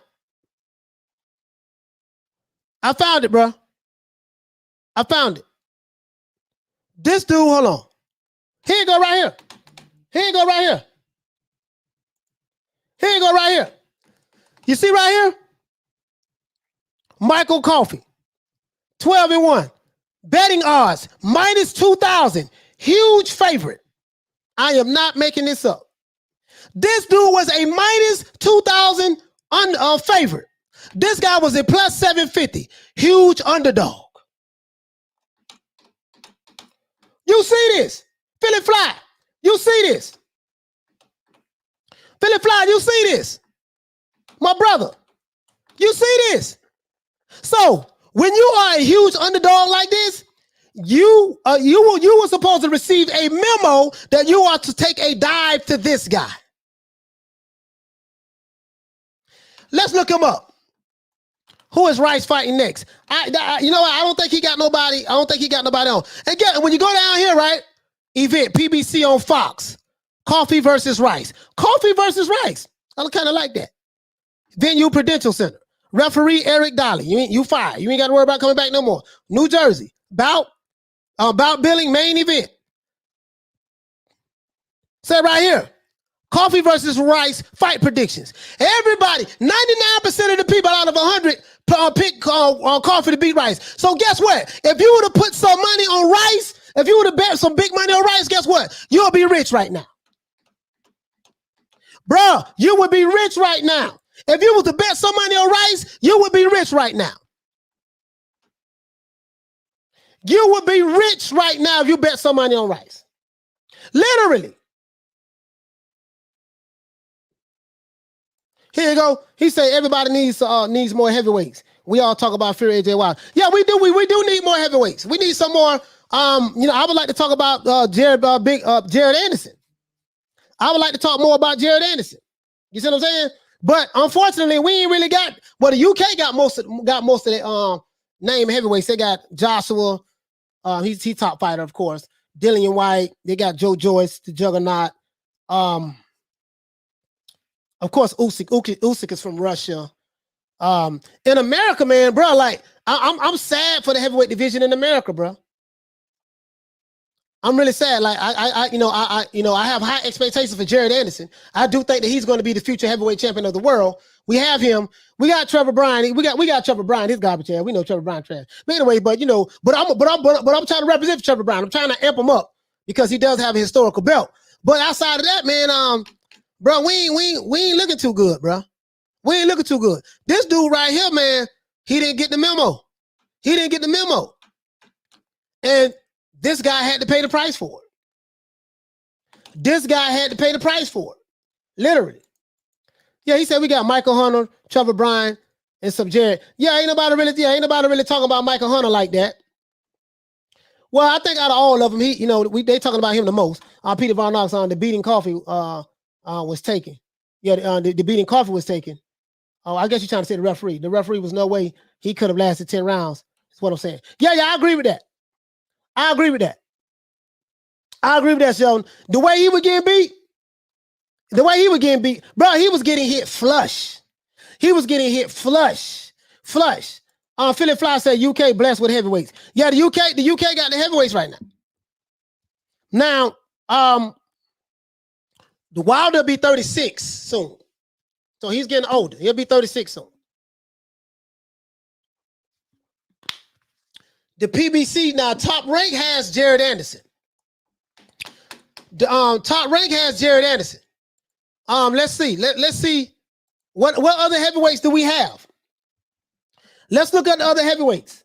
What other heavyweight? Okay, since the PBC is supposed to be the premier boxing, they're supposed to be the guys, right? So let's see what they got at heavyweight. Chris Arreola, 40 years old. He washed up. That's one heavyweight. Who else they got? Dominique Brazil, 35 years old. C-class fighter at best. Garbage. We ain't got nobody, dog. We hurting over here, man. We hurting. Hey, okay. We hurting over here in the United States for heavyweights, man. Let's keep going. FA Jabba over there with Top Rank now. Let's see. Let's see what the PBC have, the heavyweights. Cause we ain't got no heavyweights, dog. They got what is it? I don't know who is it? Glowacki? I don't know who the hell that is. He from Poland. I think they got Kalnaki too. They got Kalnaki. Robert Helenius. Robert Helenius now. Yeah. Robert Helenius now. I like him now. He 37 years old though, but I like him. I like him now. I like him. So, I like him now. Listen, I don't know if he'll take a dive. I don't know if he'll take a dive.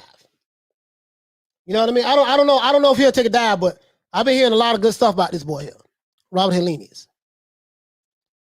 Let's see. Who else we got? It don't look good, man. Travis Kaufman, 35 years old. Travis, my time Kaufman, 239 heavyweight. He 32-4. Okay. He 32-4.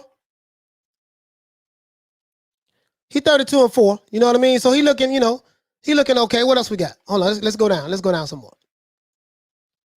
Because I want to see what the heavyweights got over here. Charles Martin, I walk the earth like a god. He 35. I don't even remember the last time he had a fight. He ain't nobody. Let's keep going down.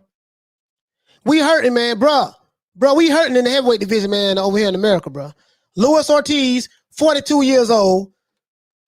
He Cuban, so I can't even count him. He 42 years old. They say he the boogeyman of the division. Boy, hush. You know that's Alphabet Boy and PBC propaganda. He the boogeyman of the division. Boy, hush. Boy, hush. Same dude who turned down $7 million to fight Anthony Joshua on short notice. That guy. Who else we got? Andrew Ruiz, the destroyer. 31 years old. We got Andy. We got Andy.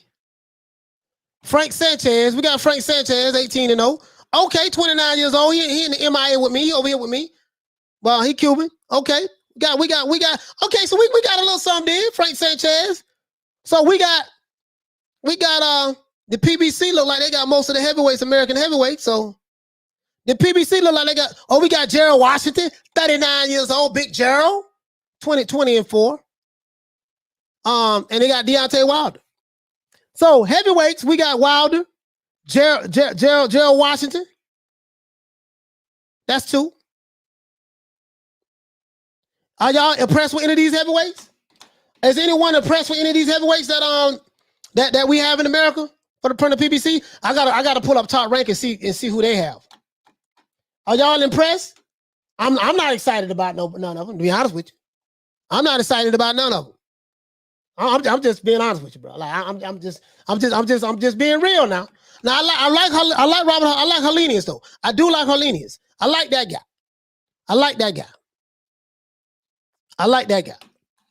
But I'm saying like for the future of boxing. I'm saying for the future of boxing. Are y'all like impressed with any like coming up? You know what I mean? Next up. You see what I'm saying? Let's see what we got. I don't know. Are y'all impressed with any of these guys? Because I'm saying like, let's see, because in the UK, y'all got what? What y'all got in the UK? Toby Bartlett say Don King got Trevor Bryan. That's it. That's all Don King got. That's all he have. That's all he have. Hey, so he say censorship is real. Trevor Bryan is a new meeting today USA Boxing in-house joke, bro.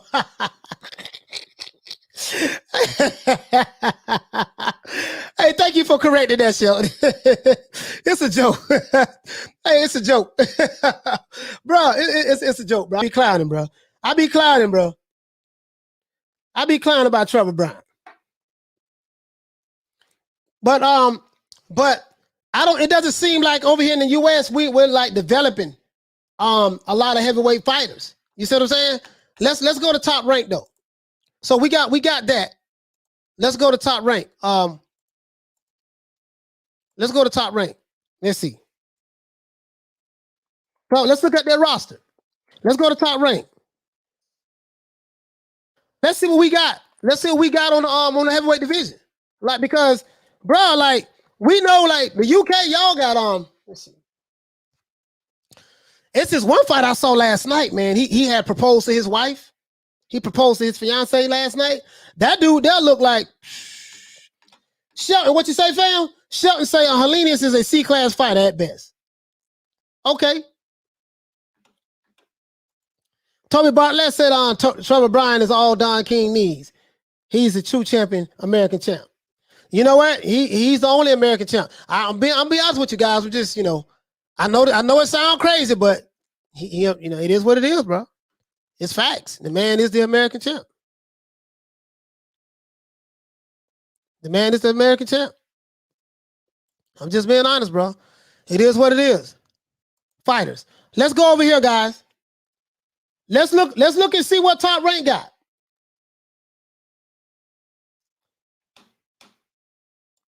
Bomb Squad say salute, coach, Alphabet Boys, and the Bomb Squad Army.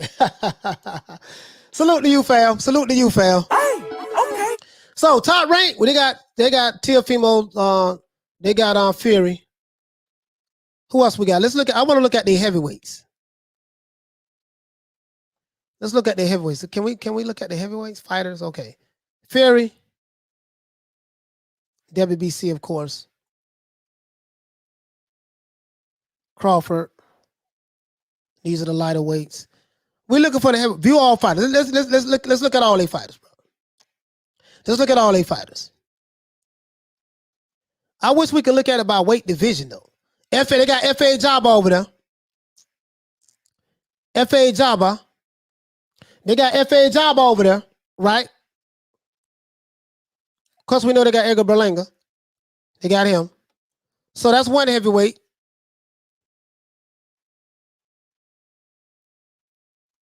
Who is this guy?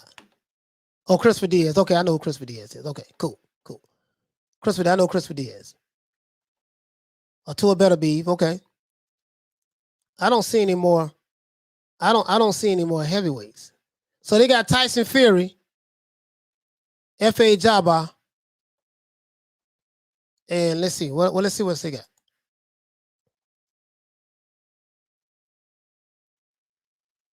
Let's see what else they got. I don't think they have any more heavyweights. They don't have any more heavyweights over there. They don't have any more heavyweights. This dude light heavy. They don't even have a photo of this guy. So listen, bro, we ain't got nothing, bro. But America, we ain't got nothing on the heavyweight scene. We got Jared Anderson now. Now Jared Anderson's supposed to be over here because he's with Top Rank. I must have missed him. Yeah, he's with Top Rank. Jared Anderson's with Top Rank. I must have missed him. He over here though. He over here. Yeah, I know Berlanga 175. Yeah, it should be a drop down menu. You're right about that. It ain't one though. Yeah, it's not one. It's not one. It's not one. Yeah, we seen this here. He knocked Buddy out. We seen that there. So man, listen, bro, it's looking shady, man. It's looking shady, bro. Between the PBC and at least the PBC got more heavyweights. They got more heavyweights than Top Rank. You know, Top Rank got the top heavyweight. They got Tyson Fury. But outside of that, man, the pickers don't look too good. Outside of that, the pickers don't look too good. You see what I'm saying? So I'm just saying, dog, like we ain't like, bruh, I don't know what's going on. Hey, okay. But once the Twerkinator leave, you know what I mean? With a whole bunch of people who want to be waiting on that. Once the Twerkinator leave,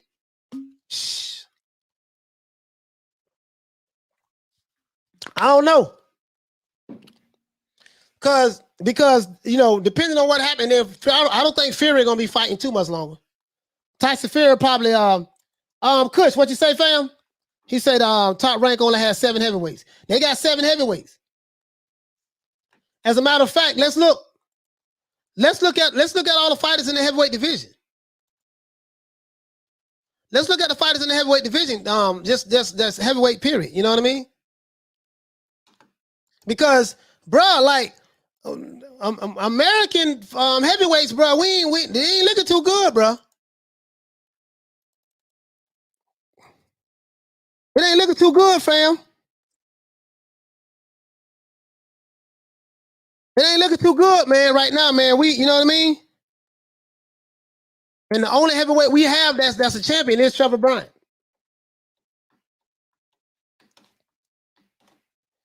The only heavyweight we have is Trevor Bryan. Period. That's the only, as a matter of fact, that's the only heavyweight we have. Trevor Bryan, bro. Hey, okay. He the only heavyweight we have, fam. As a matter of fact, let's do this. Let's do this. Because I don't like to assume anything. I just want to make sure. I just want to make sure. You see what I'm saying? I don't want to assume anything. All right, here we go, guys. Y'all are like this. Here we go. Here we go right here. All American heavyweights from the States on rib restaurants. Peter Barnard. Hey, okay. Okay, here go all the heavyweights, guys. They got Tyson Fury. That's UK. Anthony Joshua, UK. Deontay Wilder, US. Dillian White, UK. Andy Ruiz, US.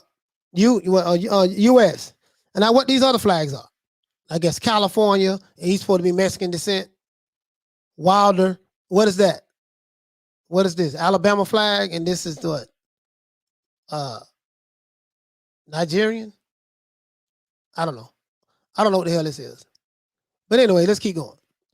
Alexander Usyk, Russia. Michael Hunter. We got 3. Okay, so we got 1, 2, 3 heavyweights from the U.S. so far. 1, 2, 3 heavyweights from the UK. And we got JoJo's 4. That's 4. That's 4 right there. That's 4 right there, right? Let's keep going. Joseph Parker. He's British, right? He's from Britain. Well, they say, where's Joseph Parker from? No, he's from New Zealand. He's from New Zealand, but I guess he lives in the UK. I guess he lives in the UK, right? So that's Joseph Parker. That's another non-American.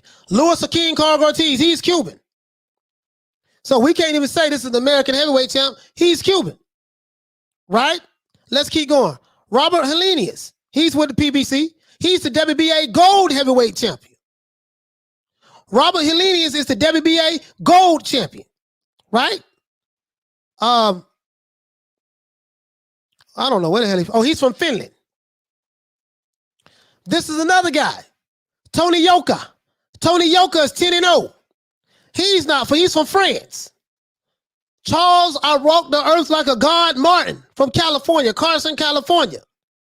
He's ranked number 2 in the IBF. He might be fighting for Anthony Joshua IBF belt soon. He might become a mandatory. Get his ass whooped again. So this is another American champ this is another American fighter we have. Hergovics. Now they said Hergovics, they say this dude here ain't he want all the smoke. This dude here from Croatia. This dude from Croatia. Don't nobody want to fight this dude, from what I heard. This dude is from Croatia. Right? Kubrat Pulev. He's not from America. Adam Kalinowski. We saw him get the brakes beat off him not too long ago. Last year. F.A. Jabba. F.A. Jabba's from Nigeria. Right? He's from Nigeria. Derek Chisora. He's British. Daniel Dubois. He's British from the UK. Bokole. Bokole is from the Congo, Republic of Congo. That's where he's from. Bokole. Right? Murat. We got Murat, WBC 16 rate. Murat Gasev. He's from Russia. Mother Russia. Odo Wallin. Odo Wallin is from Sweden. Frank Sanchez, he's Cuban. So Americans, we can't even claim this guy. He Cuban. He's a Cuban fighter. But they're gonna say, well, so he black, he one of us until you know how these dudes here over here is, especially with the alphabet boys, they pick and choose when they want to claim you. He black now, but then if they make him mad, oh man, he Cuban. The man is black. His ethnicity may be, come on, man. But you get what I'm saying, guys. You get what I'm saying. I ain't want to get into that. This is another heavyweight. This guy from Canada. Never heard of him. Huggy Fury. Now I heard of Huggy Fury. He's from the UK, right? These are all of the different fighters. Like Carlos Takam. Carlos Takam is he's from Cameroon. Okay. So they ain't got Trevor Bryan on here. You notice that, right? Did you see the discrimination? You see how they discriminated against Trevor Bryan? I would screen racism, but they got too many black fighters on here and then it won't fit the racism narrative. So I don't know. So I can't do that. But that's neither here nor there. So America, we have 1, 2, 3, 4. 4 heavyweights. We got more. But these are the top 25 guys, right? Somebody gonna have to come up. Somebody gonna have to come up. You see what I'm saying? Like, it don't look good for us, dog. It don't look good for us. Now we got probably 15 different heavyweights, but I'm just saying, which one are top guys? You got Deontay Wilder, and then maybe, I guess, Jared Anderson. I don't know. Trevor Bryan. Eliza Feliciano, what you say, fam? Top rank has better heavyweights in the PBC. You think so? Damn no, Trevor Bryant. Hold on, though. It's Huggy, coach. That sounds like Louis. Bro, listen. Bro, I'm just saying, like, the UK, like, you guys got the top fighters. And this is not showing all of the heavyweights in boxing, but these are the top 25. Let's see, can we find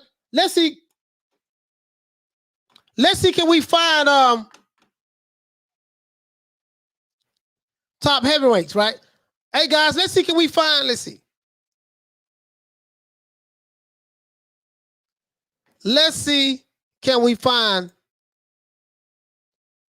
of current rankings? Heavyweight. And we can see how they rank. Okay, what is it? What is this?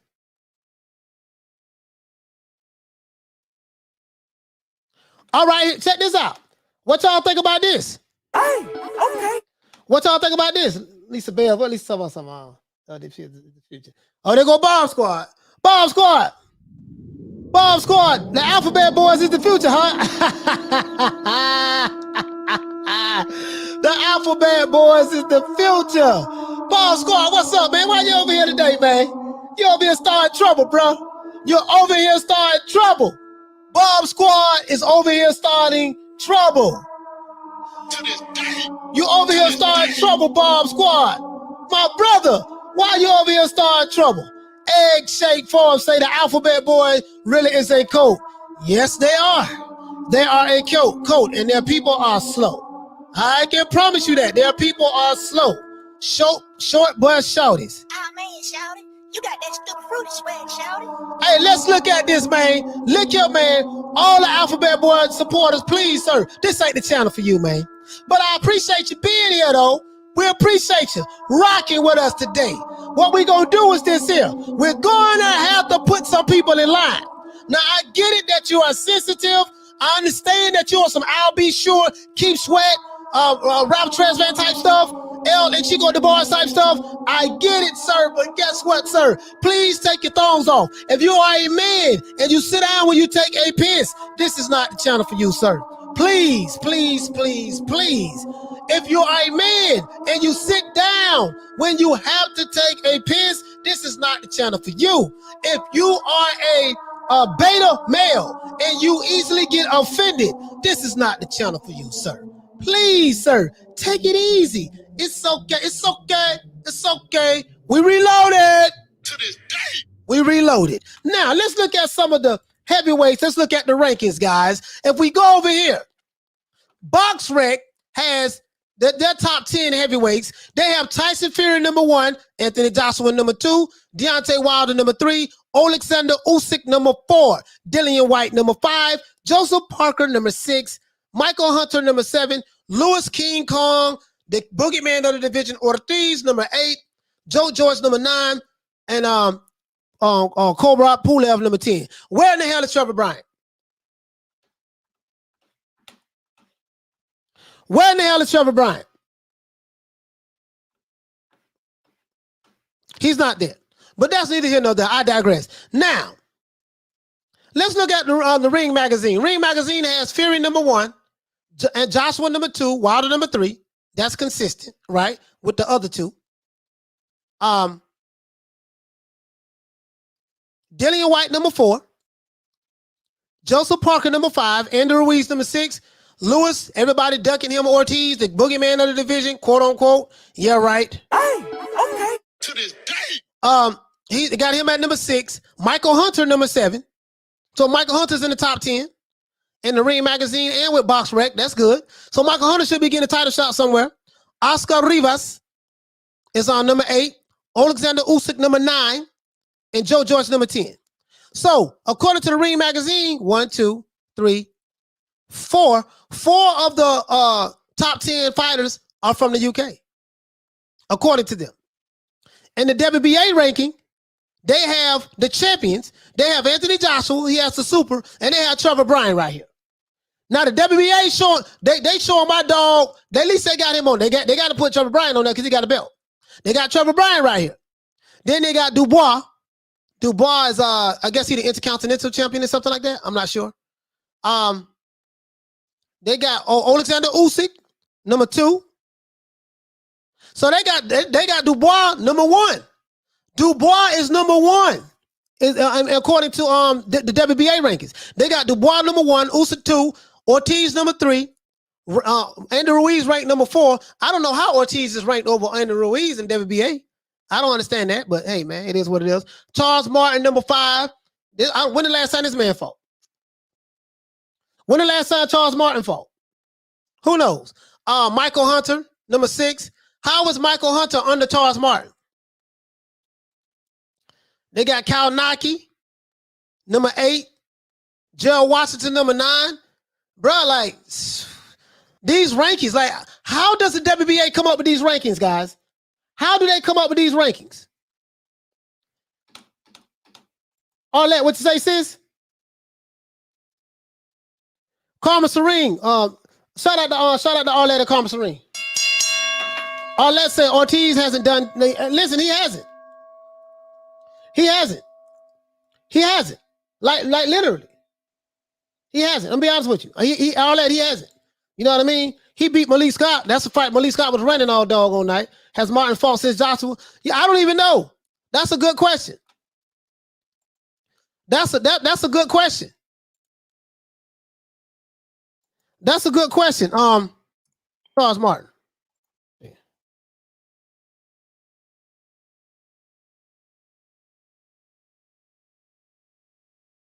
That's a good question. When the last time this dude fought? And he's a southpaw. He fought Gerald Washington. Oh, he fought last year. He fought last year, Carm. He fought last year. I didn't know that. Been so damn long. He fought in February. He might have fought. I think he fought on Deontay Wilder Fury undercard.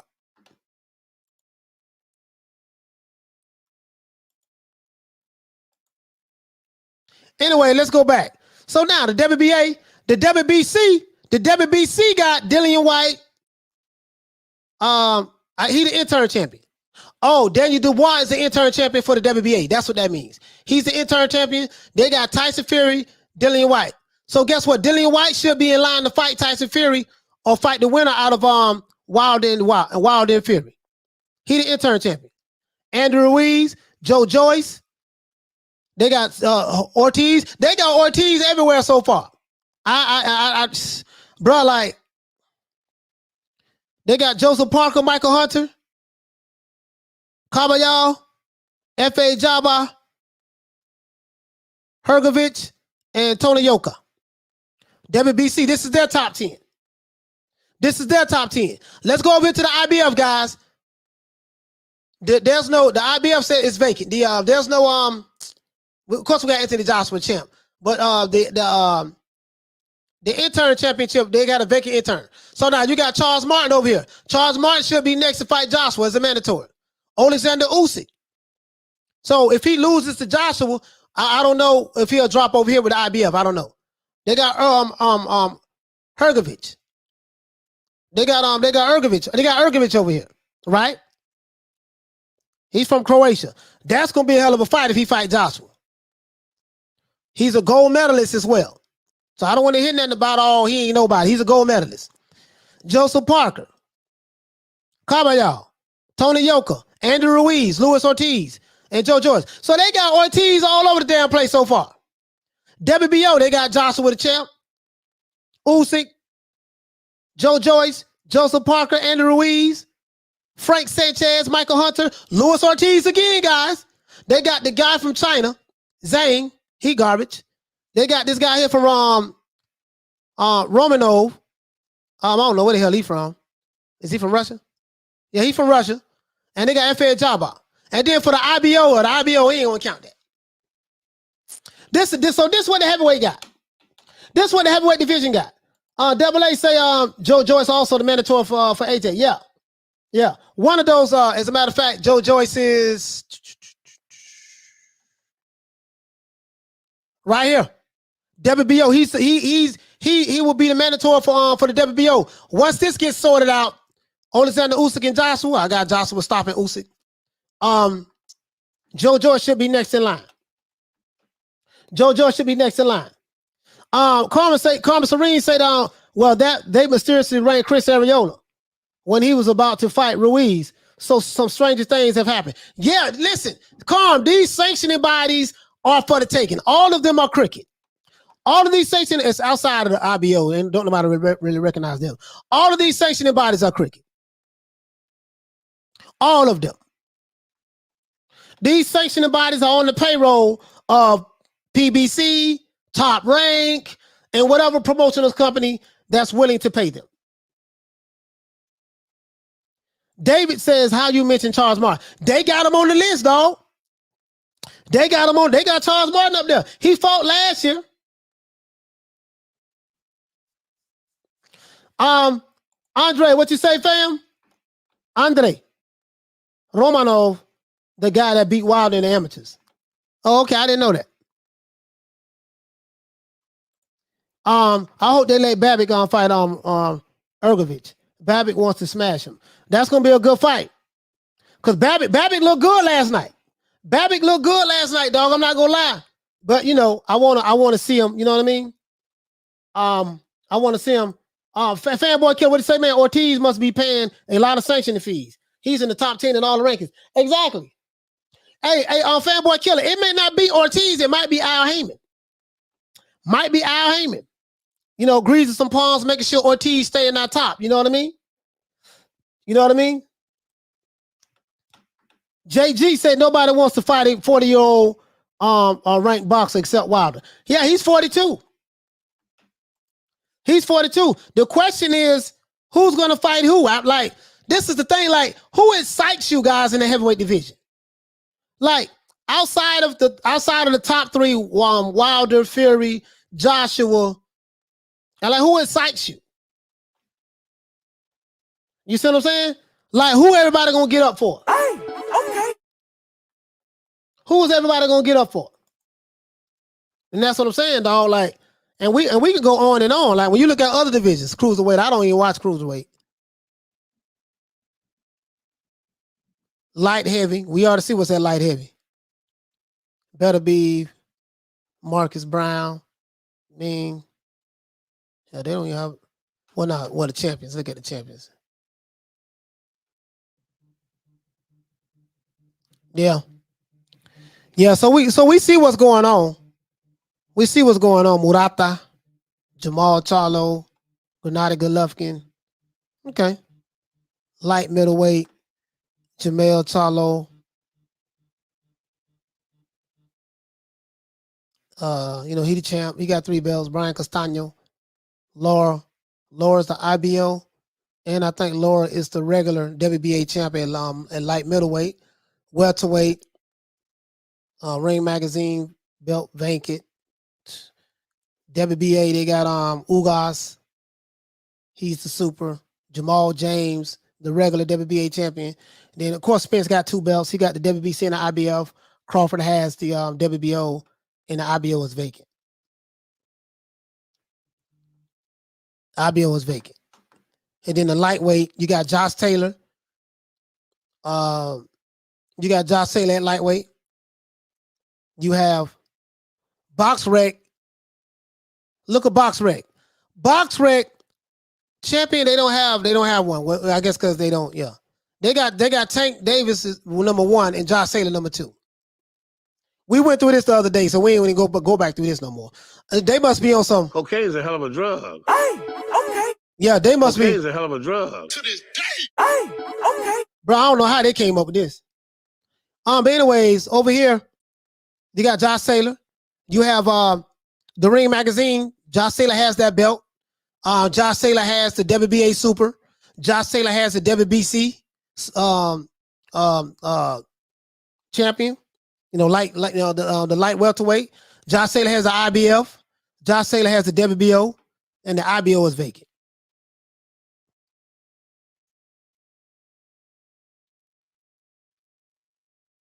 And when you go over here to lightweight, Teofimo has the Ring Magazine belt. BoxRec has him at number 1. Teofimo has the WBA. Devin Haney has the WBC. And Teofimo has the WBO. So Teofimo have 3 belts. 1, 2, 3. And what 4? He got the Ring Magazine belt. He got the Ring Magazine belt. And that's it. You see what I'm saying? So, bro, like it ain't looking good for the home team when it comes to heavyweights, man. It ain't looking good for the home team when it comes to heavyweights. Thomas Jones and Andre Brodo's ranked at welterweight. Let me see, fam.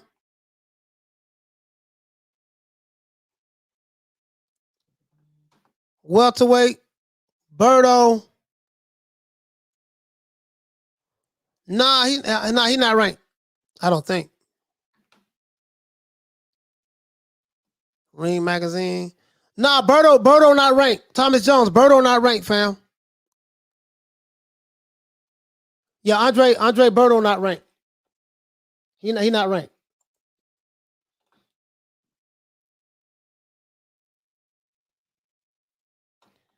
Here you go. He said they got Zerto as the number 1 guy, light heavyweight on BoxRec. I don't even think he has a belt. Yeah, I don't know how they came up with that. Paul Evans, salute to Paul Evans, man. Brother say he out, man. Let's give him a round of applause.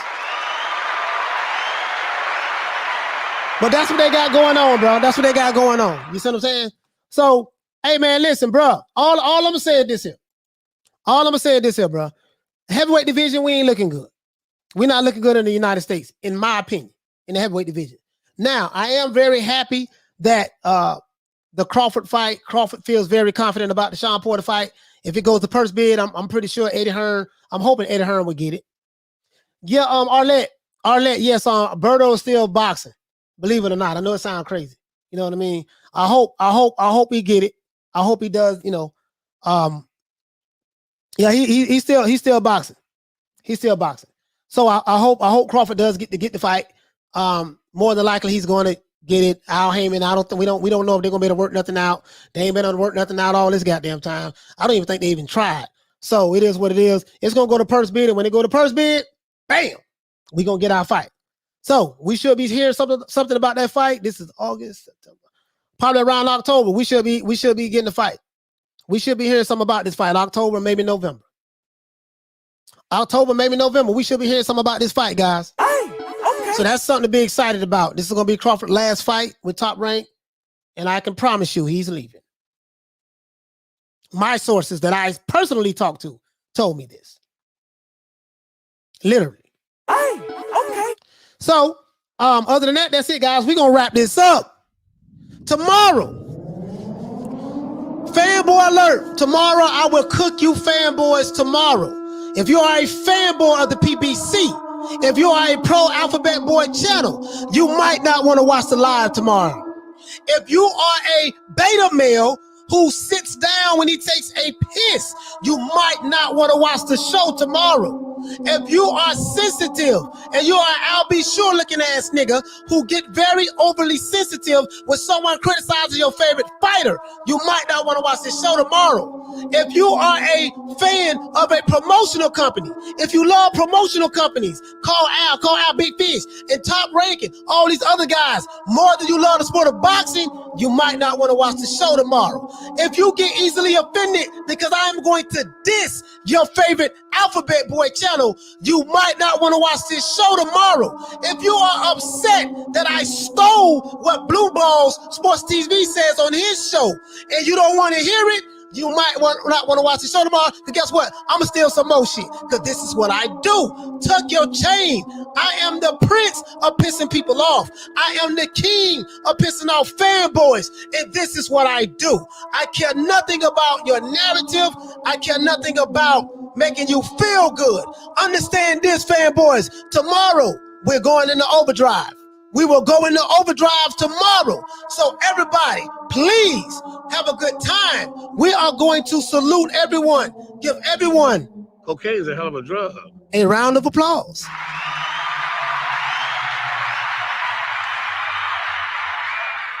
Shout out to Censorship is Real. Shout out to Bart Scott. Shout out to Carmen Serene. Shout out to Lisa Bales. Shout out to Lady Shan. Please subscribe to her YouTube channel. Shout out to Jedi Gremlin. Shout out to Peter Von Arts. Shout out to Egg Shake Farm. Shout out to Meryl Dixon. Shout out to my brother Haleen. Shout out to Graham Taylor. Shout out to Wow, what is I can't. You're a troll. You don't get no shine on my show.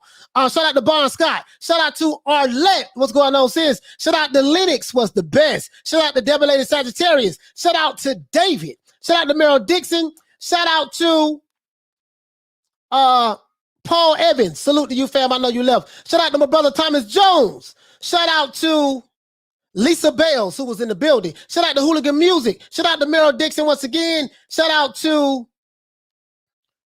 no, I can't say that troll name.